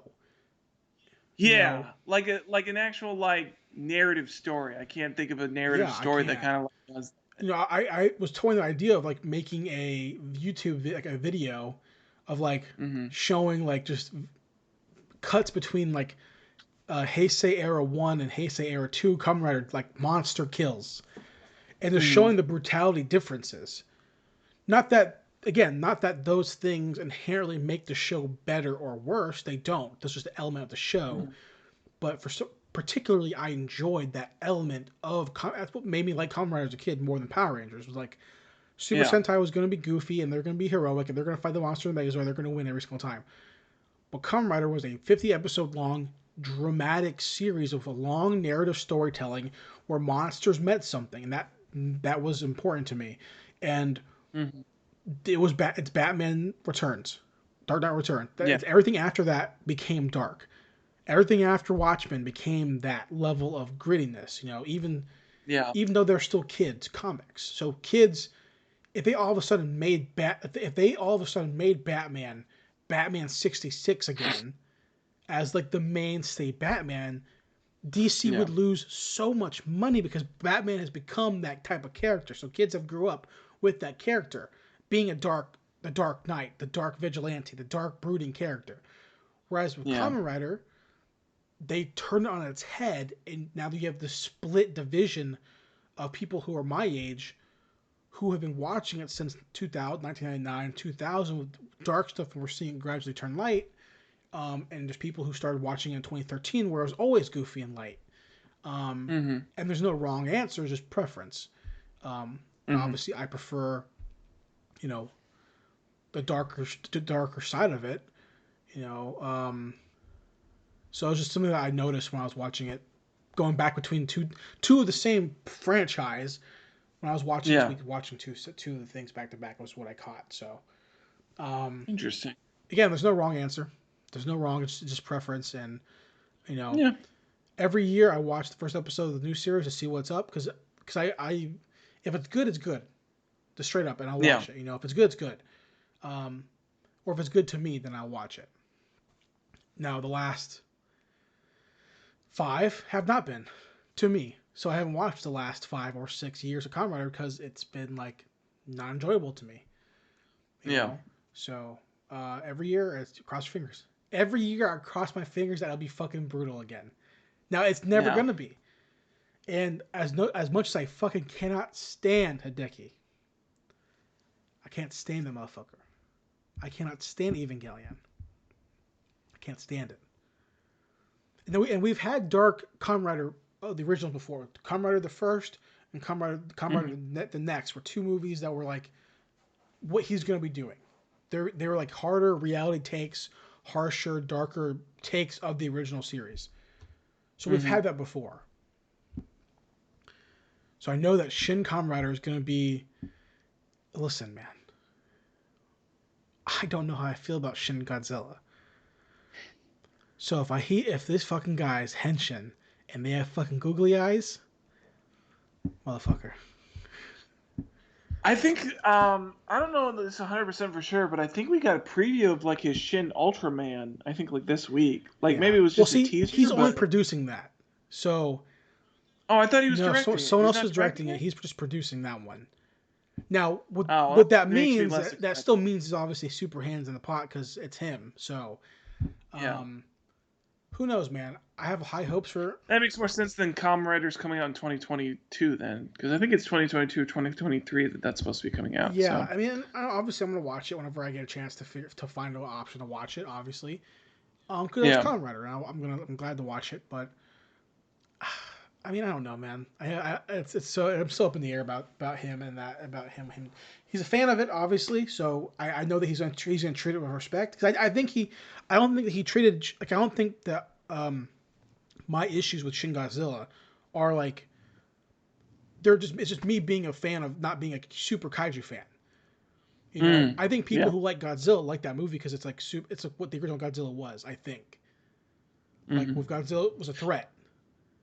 Yeah, I think it gets more into that, and I think it gets more into like the themes of the original Godzilla, Yeah. which I think a lot of fans appreciated a lot. Right. So So I think that I think he's definitely got. I mean, specifically looking at like Shin Godzilla, I think he, at least if that carries on forward, it seems like he really understands like the roots of like a lot of these theories, and he's Sure. able to like take those roots and like those central themes and like transport them into like a modern and look, man, audience, something a modern audience can like consume. if you watch again Blue Blazes, that show I was talking about, like it's a comedy and it's a manga, but like the guy who made that manga knows him and went to school with him, and he like explains how this guy like loves this shit. He like loves Gundam and all this stuff. So I know that Ono knows Kamen Rider, or at least the first. I know that. It's more so how much Ava will he inject, right? And that's the question, because he didn't inject much. When I mean that by that, like the like jerking off in a bed and like the fucking people clapping, all that weird shit. It's Kamen Rider. I don't need that. Make it dark, make it super science fiction, make it gritty, add in the evil that actually what the bad guys would actually be doing but to these people to make them, all that stuff added in, make it happen. But I don't need fucking reality bending Kamen Rider shit. Take it, make it real, make it gritty. Yeah. Boom. Let's go. You know? I think it definitely. I feel like the Evangelion series is like one thing, but I think especially like looking at Shin Godzilla, I think he's definitely willing to like not do as much of like the weird like reality bending stuff. I mean, if you look at Shin Godzilla, it's like as grounded of a kaiju movie as you could fucking. Like it's all based around like bureaucracy and like all this kind of shit. Like it's the most grounded kaiju movie I've ever fucking seen. Where it's just like all of it's just based around like governments and bureaucracy and like figuring out like what officials do what and who needs to talk to who and all this other kind of shit. So like taking that framework and going forward, I definitely feel like he might lean into, especially if that's like what the founding, because I really haven't know too much. You know me, I don't know too much about the original Kamen Rider, but I mean, knowing him and like how he like treats these kind of properties, I think if that's like in the spirit of what those like original Kamen Rider series are what are all about, I think you could definitely probably expect as long as the end of the Kamen Rider movie doesn't have fucking like him have the main Kamen Rider Sender or Ichigo, whoever it is like, okay, here we go, and he's frozen, and then there's tiny versions of him on him. As long as because that's what happened at Godzilla. Remember, they freeze Godzilla, and there's like little tiny Godzillas on his tail, or like little humanoids. Yeah, that was like the most Evangelion that's shit. That's like right at yeah, the that end. was super Evangelion. So like, I don't want that. That's what I'm talking about. So that's all I did this week, really. Yeah. Okay. I will say though. Oh, what? I will say that we keep getting Resident Evil stuff. We got a bunch of Resident Evil stuff this week. Yeah. We got the demo for Village. Yep. We got, because I watched Mac's video all about it. I watched the trailer for the Netflix show, which I have no connection to because I've never played Resident Evil 4.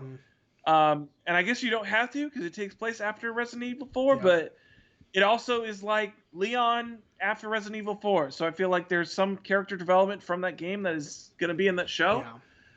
They talked a little bit about the reboot live action show that they've got coming, or it's a live action movie, not a show. The reboot movie that I assuming is not done by Paul W.S. Anderson. So they touched a little bit on that's still filming, that's going to come out in like the next year or two. But I mean, you know, I'm so hyped for that. I think we talked about this before. I've never played a Resident Evil game like to completion. I think I've maybe touched like Resident Evil 0 like once when I was like being babysitted as a kid, and we always just played GameCube all the time, and I had Resident Evil 0 for GameCube. But other than that, I really haven't touched them. I really don't have a desire to touch them because I really don't like those kind of, I don't know if they're like even really that scary to me, but I don't know. Something about them has always been like, I don't know. I'm not a huge horror game guy, so that's like, I don't know.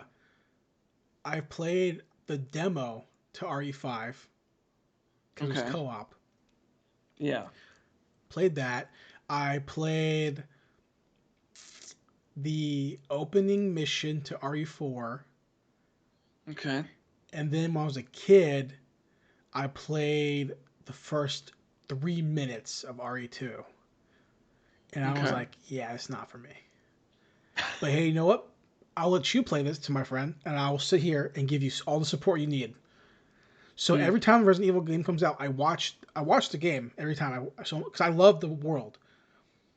The world is super interesting. I think the would world is agree with super that. cool. Obviously, it gets super goofy towards the end, but like in terms of like the first like 3 games, I think are super cool. Atmosphere. I love watching those games being played. 'Cause I like the characters in the game. I think they're really cool. But I will. Yeah, I haven't watched the completion, but I like watching even the remakes of the new games. Yeah. I haven't seen too many of 3, but I like watching people play the RE2 remake. Every I think year on Games Done Quick, I always watch the Resident Evil speedruns. Every year. I think it's super cool. I think it's. And again, the games look cool. I'm sure they're a great time. But I will never, ever, ever. I remember when I'll watch the trailers for Village in my living room. My girlfriend's like, "Oh, you're gonna play this game?" I go, "Fuck you." Fuck. This, no. and even though the game clearly is being targeted as an action game, clearly, and it's up our alley, 100%. Like we love this shit, urban fantasy, Van Helsing, we love that shit, right? Yeah. But the problem is still the fact that it's Resident Evil, and I don't fuck around with that stuff, right? Yeah. Now, if it was like trailer opens and it's like, bah, bah, bah, bah, bah, bah, bah, I'm like, yeah, okay. What's that, Commando? All right, we're Van Helsing, got it. But it's not that. The game's like, hey, you're handcuffed and you're running and hiding, and there's some lichen that is apparently trying to rip your face off. I don't need that shit. You got giant lady that the internet has gone horny for. Yeah, I don't need any of that shit. You know what I mean? My life's supposed to be easy, not stressful. So there's that. There's the remake for House of Dead. Oh, I did. Yeah, because I watched Max's video on that too. I didn't realize that there hadn't been like any port or anything for House of the Dead outside of like, I guess Max is saying that it was like the Genesis version, which is like, I guess I just never realized that. I'd always been playing House of the Dead 2. Yeah. That's the one I always remember because that was the one that always showed up in all the Mexican restaurants when I went to. They all had the mini arcade that they had. They always had House of the Dead. Every pizza place. So I always played House of the Dead. Every pizza joint, you know. Every pizza joint, every Mexican restaurant, they always had the House of the Dead light gun games or House of the Dead 2, I guess. We gotta do an episode of the podcast about arcades because there's just like so much memory I have about arcades. So I did that. I watched. There's like another KOF introduction. Who? That character trailer. Yeah. She looks good. They're doing more MK stuff leading up to the movie next week. I didn't see anything about MK. Yeah, What else? there's like a little breakdown, like 3-minute video where they kind of had the actors talk about. Talk about all this stuff. And pretty much the whole trailer was like them being like, "Yo, Joe Taslim and the Japanese dude, like they're the best," you know. Yeah. And like, we're like, yeah, duh. What did you expect? Yeah. What did you expect? The Japanese guy, I don't know his background in martial arts, but Joe's back. I recognize his face, but I don't know his background in the martial arts. Well, I mean, he's like in any American movie about Japan, he's in. Yeah. Last Samurai, he's in. Right? Yeah. But I mean, yeah, you had Joe Talsum as fucking Sub-Zero. Like, we all know it's gonna be fucking kick-ass. Yeah, you know, he was never, from what I understand, he was never a his tradition is judo, so it's not like a striking martial art, but like, well, dude, he's doing everything. He's having the best of all the RAID people. He's having the best career since the RAID. I don't know. It's I feel like Ika Uesa's not even question. What else has he really done though? I mean, like he did The Night Comes for Us, which is a fucking killer movie, and I love that movie. His show got picked up for a 3rd season yesterday. Is that him in that show? The Warrior? Yep. Okay. Sub-Zero. Okay. One of the most iconic characters in any video game. Yeah. Sub-Zero. Like, who you have? Sub-Zero, Scorpion. Look, Ika Uesa was in Triple Threat. Who gives a shit? Oh, I give a shit. Listen, dude, I don't know about Tiger Chen, but I care about Ika Uesa and fucking if Ika Uesa was cast, Tony Jaa. Ika was cast and like, hey, you're gonna play Liu Kang. Cool. Okay, that's a big deal. He probably should have been Liu Kang, honestly. He clearly is not Chinese. The guy who plays Liu Kang doesn't look He's Chinese. more Chinese than fucking Iko Uwais does. I thought Liu Kang was supposed to be Japanese. Liu Kang? Beats me, dude. I don't know. Call me a racist. No, I don't know. Sub-Zero and Scorpion are Japanese. And then Liu Okay. Kang and Kung Lao are And Kung Chinese. Lao? Yeah. Yeah. Look, I just want to see in this You do movie. Kung Fu, bro. I want Kung Lao to throw his hat on the ground and split somebody apart. That's all I want to I'm see. sure he will. Or he'll do the spinning in the air thing and push someone into it. Oh, that's good too. But even those dudes, like as an Asian guy critiquing other Asian dudes, I'm like, y'all could have went more Asian, bro. That's how I feel about fucking Snake Eyes. Well, Snake is supposed to be a white guy, though, isn't he? I don't know, but it's my returning joke about like how for years, up until like 2 years ago, what's his name? True Detective, the director. Cary Fukunaga. Yeah, up until last year, he was just Cary Fukunaga, and now he's like, I'm Cary Joji Fukunaga.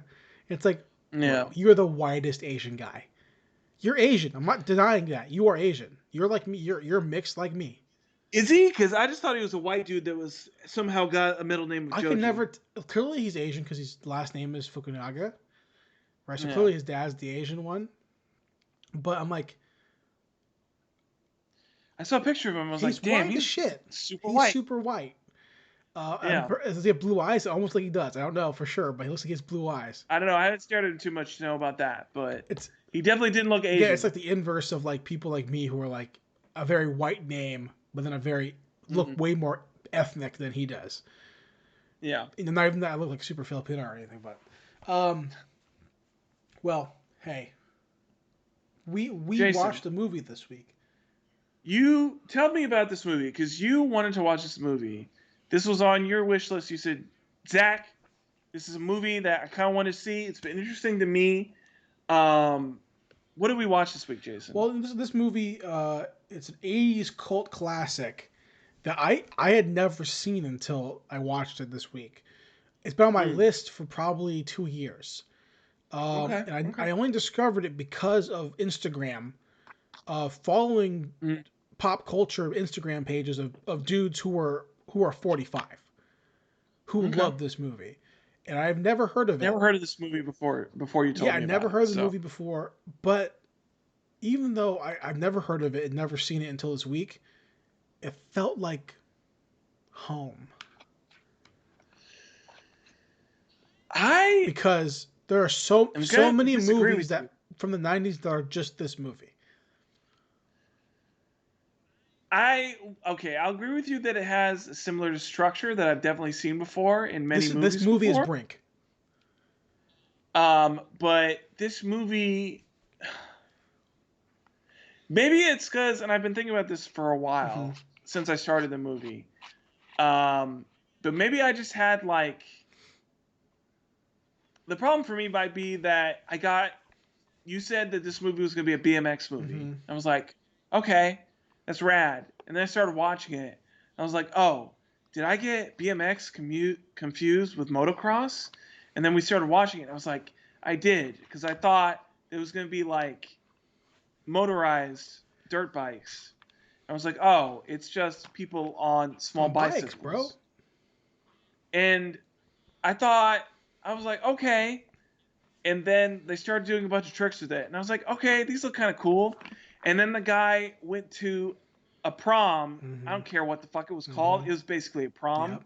And then he danced around on his bike. And I was like, this is highly unbelievable because, first of all, nobody cares about bikes this much. Absolutely. I don't care how much you watch Tom Segura and you love how much he says bikes. Nobody cares about bikes this much. I think you need to turn your brain, click to the 80s, bro. This is an 80s as shit movie. It didn't even feel like an 80s movie. It felt like a 90s movie. Well, it was 86, but Yeah. those movies that you're Well, talking even about. their outfits, like, first of all, okay, the two guys, the twins, their henchmen, first of all, their outfits looked like straight out of Star Trek. I Loved looked at it. them and they had the biggest shoulder pads I've ever seen, Which and is- I'm like, what the fuck am I looking at? Which is 80s. I was like, what the fuck am I looking at right now? They literally look like they're about to go beam up to the mothership and like talk to an alien and like, what is our next You gotta mission? dude. Take any of the 80s sports movies. It's the same shit. Just on a bike. No, it's definitely similar. Look here. Look. Okay. I agree with you. It's very simple. Look, you've got your main guy, you got his love interest, you've got evil businessman, you've got sabotaging the race, you've got overcoming all the obstacles to win the race and show that you're the best of best that's ever been around as the Rocky theme song plays in the background. But look, it just didn't hit different for me. I don't know what it was. I think if you can't enjoy this movie, there's something wrong with you and you need to look internal.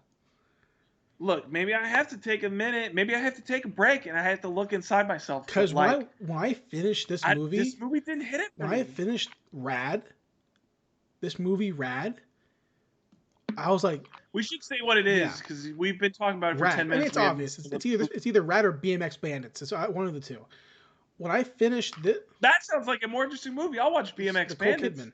When I finished this movie RAD from 1986, I think that's the other problem is that Lori Laughlin's in it, and I was like, I know she's a criminal, so I have to like look at this with a. Well, I mean, Adrian's in it.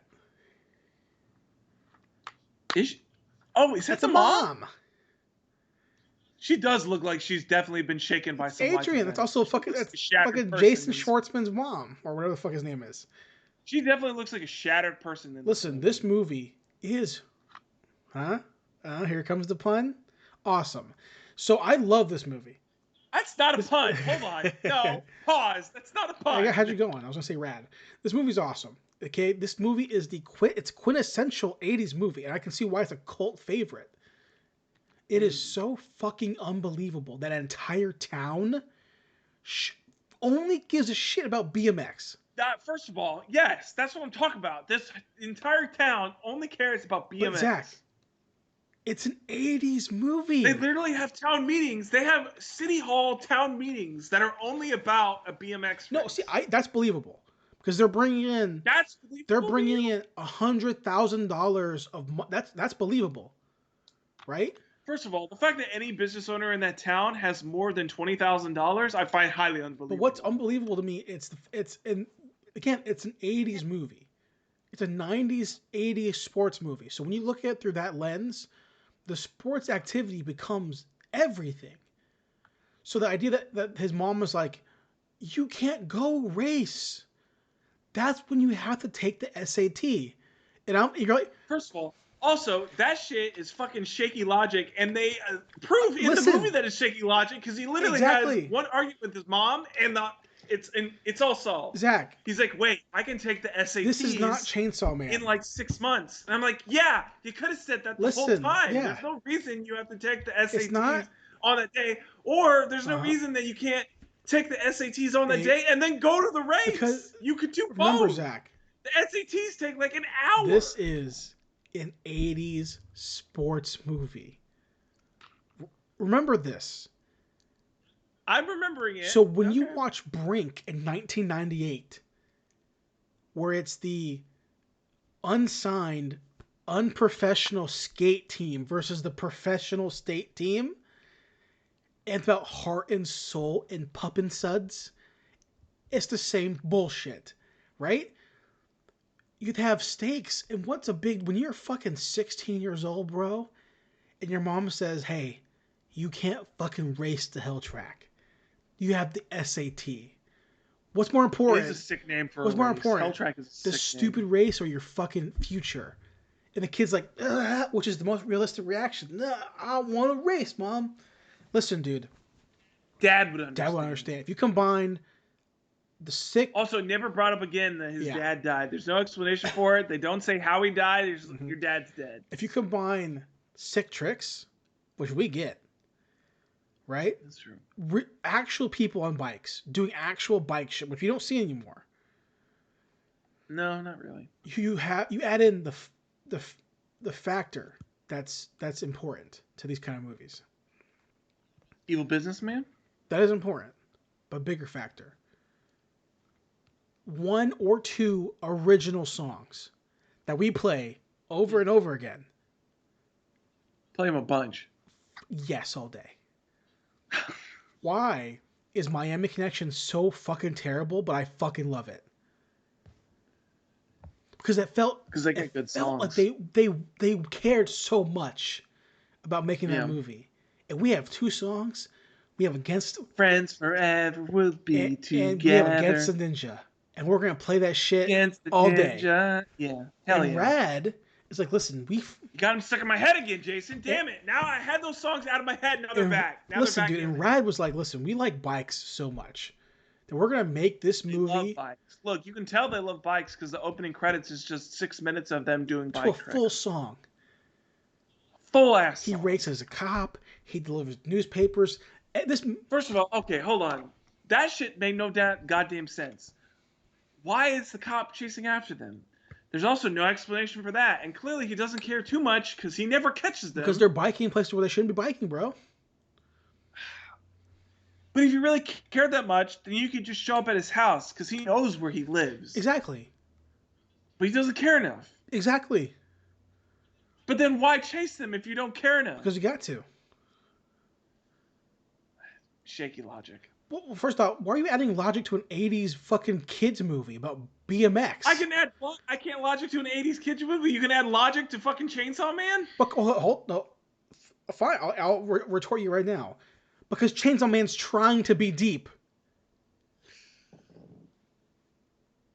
Chainsaw Man was trying to add depth to the character.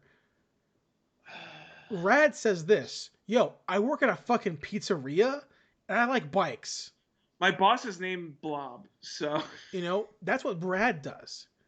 Right? So RAD's not trying to be deep. RAD's trying to make a fun BMX movie. Right? Now, if we watch Gleaming the Cube, you're going to have a shit time. Right? But is Gleaming the Cube also BMX? Skateboarding. I feel like I might like that Christian more. Slater. I really think part of it was the fact that I got BMX confused with motocross. Well, that's because you're an idiot. Look here, man. Yeah, probably. Listen, all right? The movie... here's what I think. If you like Three Ninjas but don't like RAD, you are looking at one movie the wrong way. First of all, I love Three Ninjas. Then you should love RAD. Right? You know me. Don't even make that comparison because you know I love Three Ninjas. Did you ever like Air Bud? Fuck yeah. I loved Air Bud, and then he got abused by his owner that was a part-time Did you ever clown like MVP, Most Valuable Primate?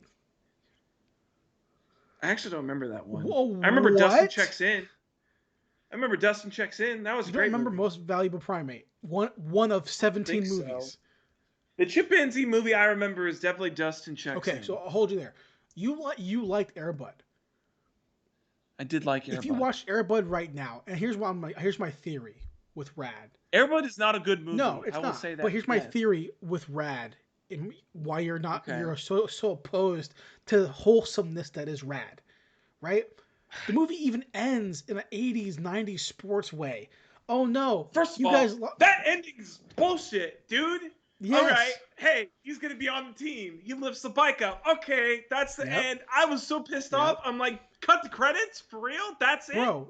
It's an 80s movie. What are you talking about? It's an 80s sports movie about First BMX. of all, I didn't see enough comeuppance for the evil businessman, so that's strike one. That's like strike 5. He's probably fired. The guy even said it. The guy's like, yeah, you fucked me around, whatever. They're still chasing whatever what's-his-face was, who also was introduced all of a sudden. It's like, oh yeah, this is the main... I will say this right now. I know for a fucking fact. What? You like Air Bud, right? If you watch like Air Bud right now, Air Bud 1, you'd be like, this movie's fucking dumb as shit. But you... I mean, it's... Maybe, but it's not as dumb as the other Air Bud But you movies. would like it because you watched it as a kid. It's a good movie. It's the same way I feel about Air Bud. Right? When they fucking do that final, hey, come here. And then the fucking clown guy's like, come here. Listen. He gets the it's pudding. Emotional as shit, right? It's a dumb fucking scene. The idea that this fucking dog is gonna 3-point shoot fucking kids and the kids are gonna go home and be like, "We lost to a fucking golden retriever." First of all, the fact that a high school would allow a dog on the Yes. team is fucking Yes. bullshit. So, But I know for a fact that if you and me were fucking 12 years old in 1986, and we had our mongoose bikes and we fucking saw this movie, we'd be like, "This is the dream." Because back in the 80s, biking was big. This is humongous, BMX, right? Now, for you and me as children, it was fucking inline skating. That's why Brink came out. 100%. That's why Brink was big, right? If we watch Brink, I love that movie. It's a shit movie. Brink is our rad. All day, every day, no way you can deny it. okay. Brink is our rad. Or even, if you want to take it a step further, did you watch that shit movie from the 2000s, maybe 2003, about the best friends who want to go become pro skateboarders as they go on a cross road trip? And I'm pretty sure there's a scene where they're at their shitty motel and they clean this bowl out and they finally get it clean, so they do a fucking 6 sesh in the bowl. And I'm pretty sure Trapped Headstrong plays. I'm pretty sure, or it's either that or the ending competition is Trapped Headstrong. My point is this: I love RAD because to me, I see the lineage of movies that I respect so much. Right? When I watch RAD, I see Johnny Tsunami in this movie. I see Brink. Right? I go, these are my jams. I love this shit. I see predecessors. If listen, Zach, I'll put it to you this way so you can understand, because you're a roller coaster person and you guys don't understand this kind of stuff. But I'll break it down to you. You know what? I'm really sick of you trying to diss my But people. I'll break it down for you, dude. I'm really over this. Listen, if Martin Scorsese looks back at Citizen Kane as being inspiration, then we know that Brink looks back at RAD. It's the same thing. I'm saying, what I'm trying to say, this, Zach, is that RAD is equivalent to Citizen Kane. Is what I'm trying to say. I mean, I definitely got what you were putting down. And I picked it up. I think in every way, it's exactly the same. I mean, they're basically the same movie. Yeah. Yeah, I would agree with that. You can Citizen Kane, whoever, Rosebud, whatever. You know, Rosebud. It's the same. It's definitely his bike. His bike is a Rosebud. I get it. I don't get, bro, how you did enjoy this movie. I will say that I really enjoyed the racing portion. I enjoyed like the last 30 to 35 minutes. Once they did the qualifying races and they got the main race, and I was like, okay, I'm in there. I think I really disliked the first 40 to 45 minutes. I mean, half the movie. Yeah, basically. Because this movie, it's a solid 90. Yeah, it's a solid 92 minutes. It gets right on the cusp. I don't know, man. This movie's so fun to me. I think there are bits that I like. I like the Paperboy route because I like the progression in that. He gets faster. Mm-hmm. It's his goal, clearly. He wants to get that under time. He's at his lowest point after he is discouraged from joining the race by evil businessman who keeps changing the rules, which should be illegal that he keeps changing the rules so goddamn much. Everybody knows he's changing the rules, but nobody is like, hey, you can't do that. Mm-hmm.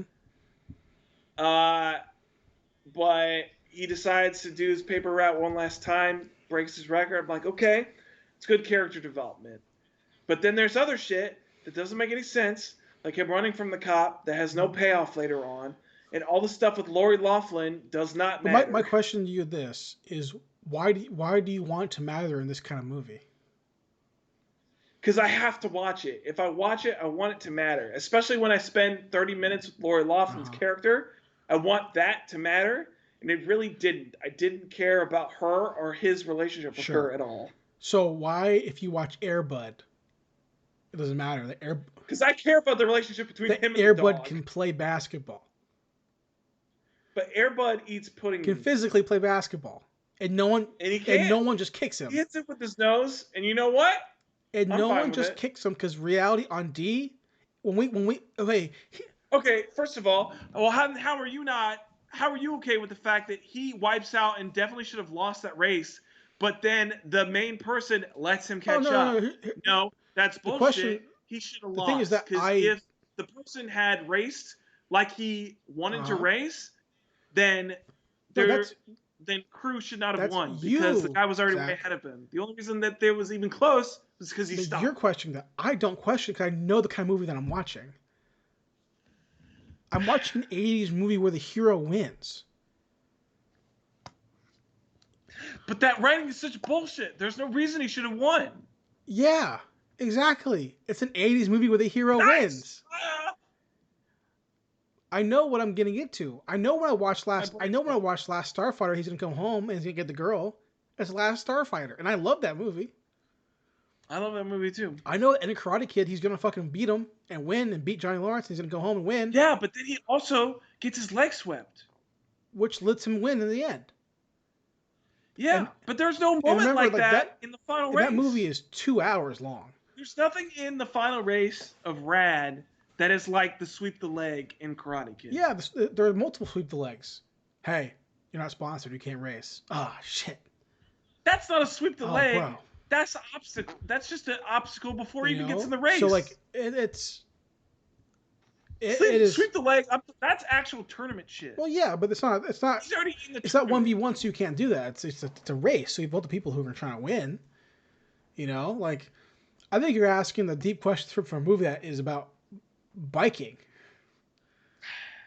Like if you want to poke holes in RAD, it's very easy because it's a fucking 80s low budget bike movie.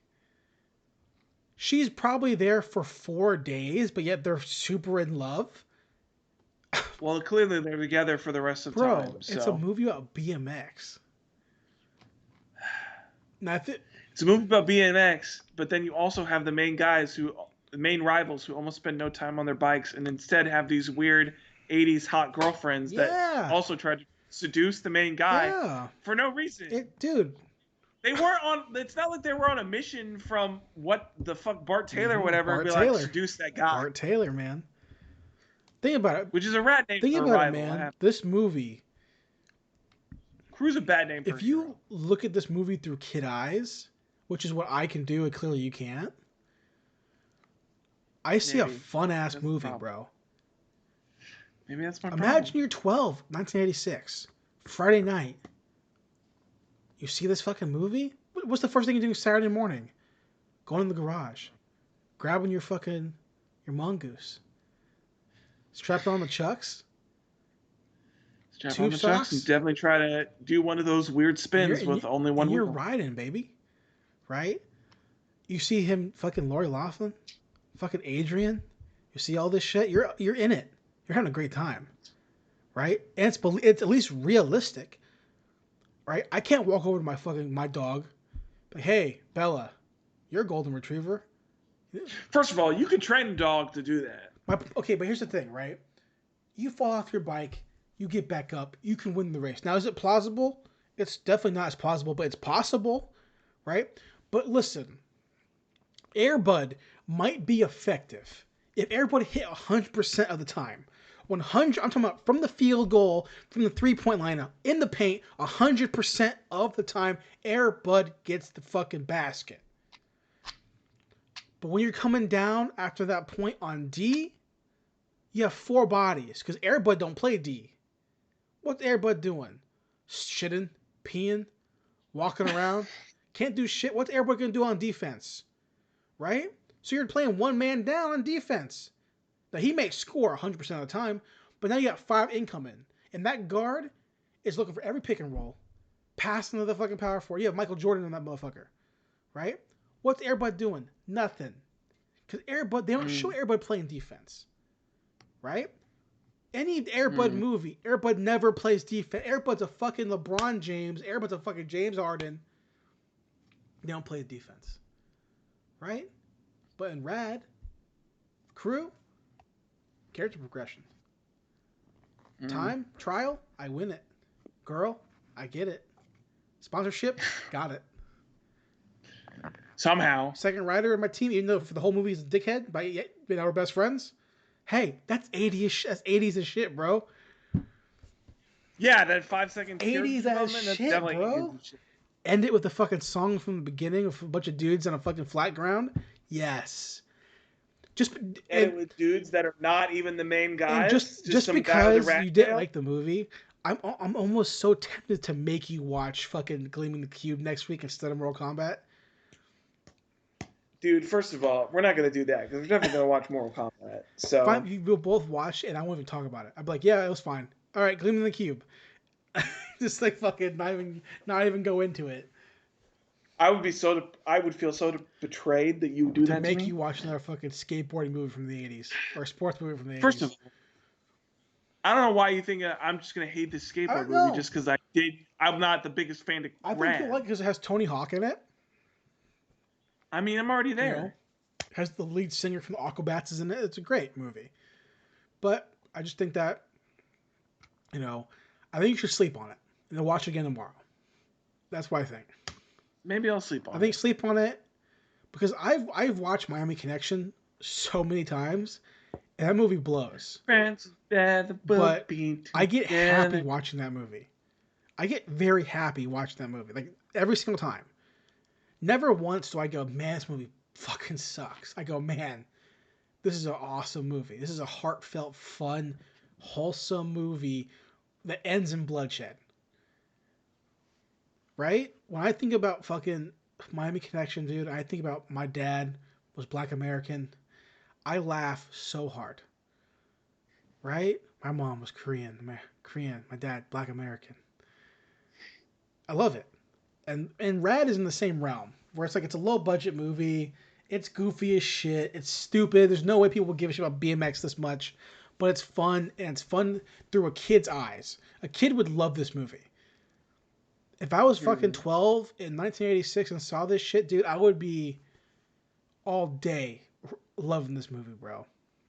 It's how I felt about Brink, how I felt about Johnny Tsunami, how I felt about all that shit as a kid, Where when you're a kid, like, think about when you were a kid, right?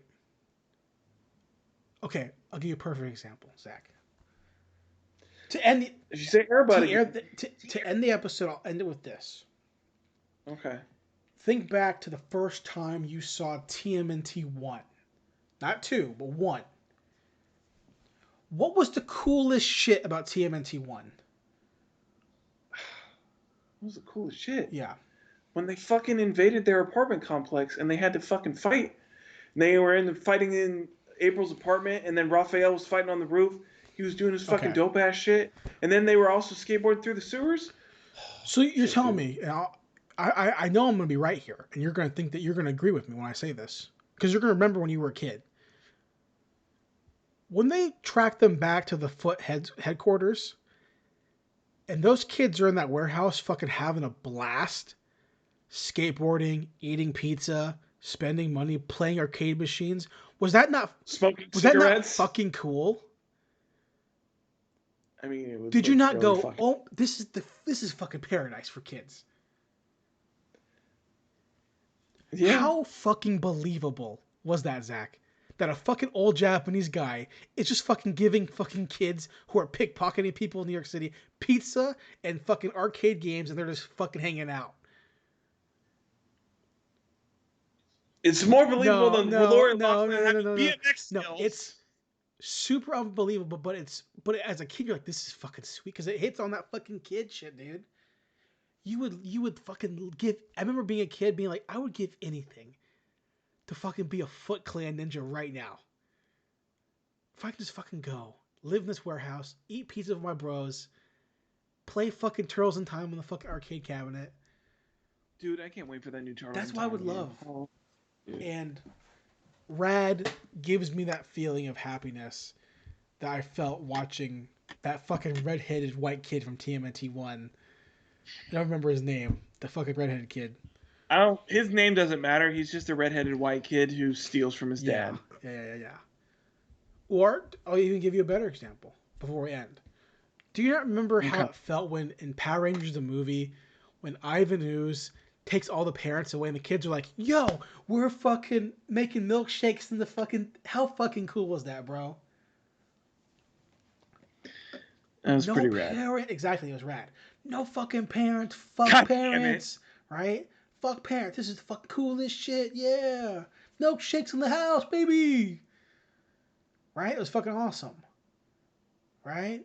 And then that movie also ends on a reality note. No, Dad, don't go over the cliff, Dad. No, don't do it. No, Dad, don't. And then Dad's like, huh? What's up? What? Jacob, where the fuck his name is. Right? So I think you need to find your magic again. I recommend watching some Disney Channel movies. But, I mean, if you don't have the happiness in you anymore, I can't help you. So, Might be, Zach, any final thoughts on RAD or anything else you want to say before we end the podcast for the week? It's fine. It's a fine movie. Hey, that's what I always say, man. It's a movie. It's a movie. You know. Well, guys, thanks for watching. Thanks for listening. See you back next week. I think next week we'll do Mortal Kombat. I'm pretty sure it's when it comes out next week. Yeah, I think it comes out the 23rd. Yeah. So I think either 23rd or 26th, right? One of the two. I think it's definitely the 23rd because I think it's that Friday. Okay. Double check real quick while we're on the pod. I'll double check. Hold Double on, check give on me the a pod sec. so we can call it.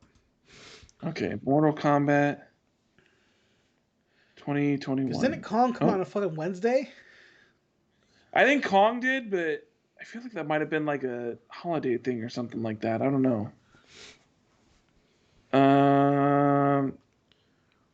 That's not right. Say 31st, 29. No, it's at the 16th. That's not right. That's not If right. it was right, I'd be hey, fuck off, Zach. I'm watching it tonight. No, Friday the 23rd. Okay, cool. All right, so next week. Oh, Friday. I'll watch it in the morning. So Okay. next week, Mortal Kombat 2021. Yes. I'm gonna rewatch the first two just to have them. You don't have to if you don't want to, Zach, obviously, but I know that I'm going to because I want to see. I'll probably watch at least the first one. Yeah, because the first movie, dude, bro, I had the biggest crush on Sonya as a kid. Oh, that Sonya was Biggest crush on Sonya as a kid. So I'm happy to rewatch that. Thanks guys for watching. Thanks guys for listening. We'll see you back next week on License to Rad. Talk to you guys later.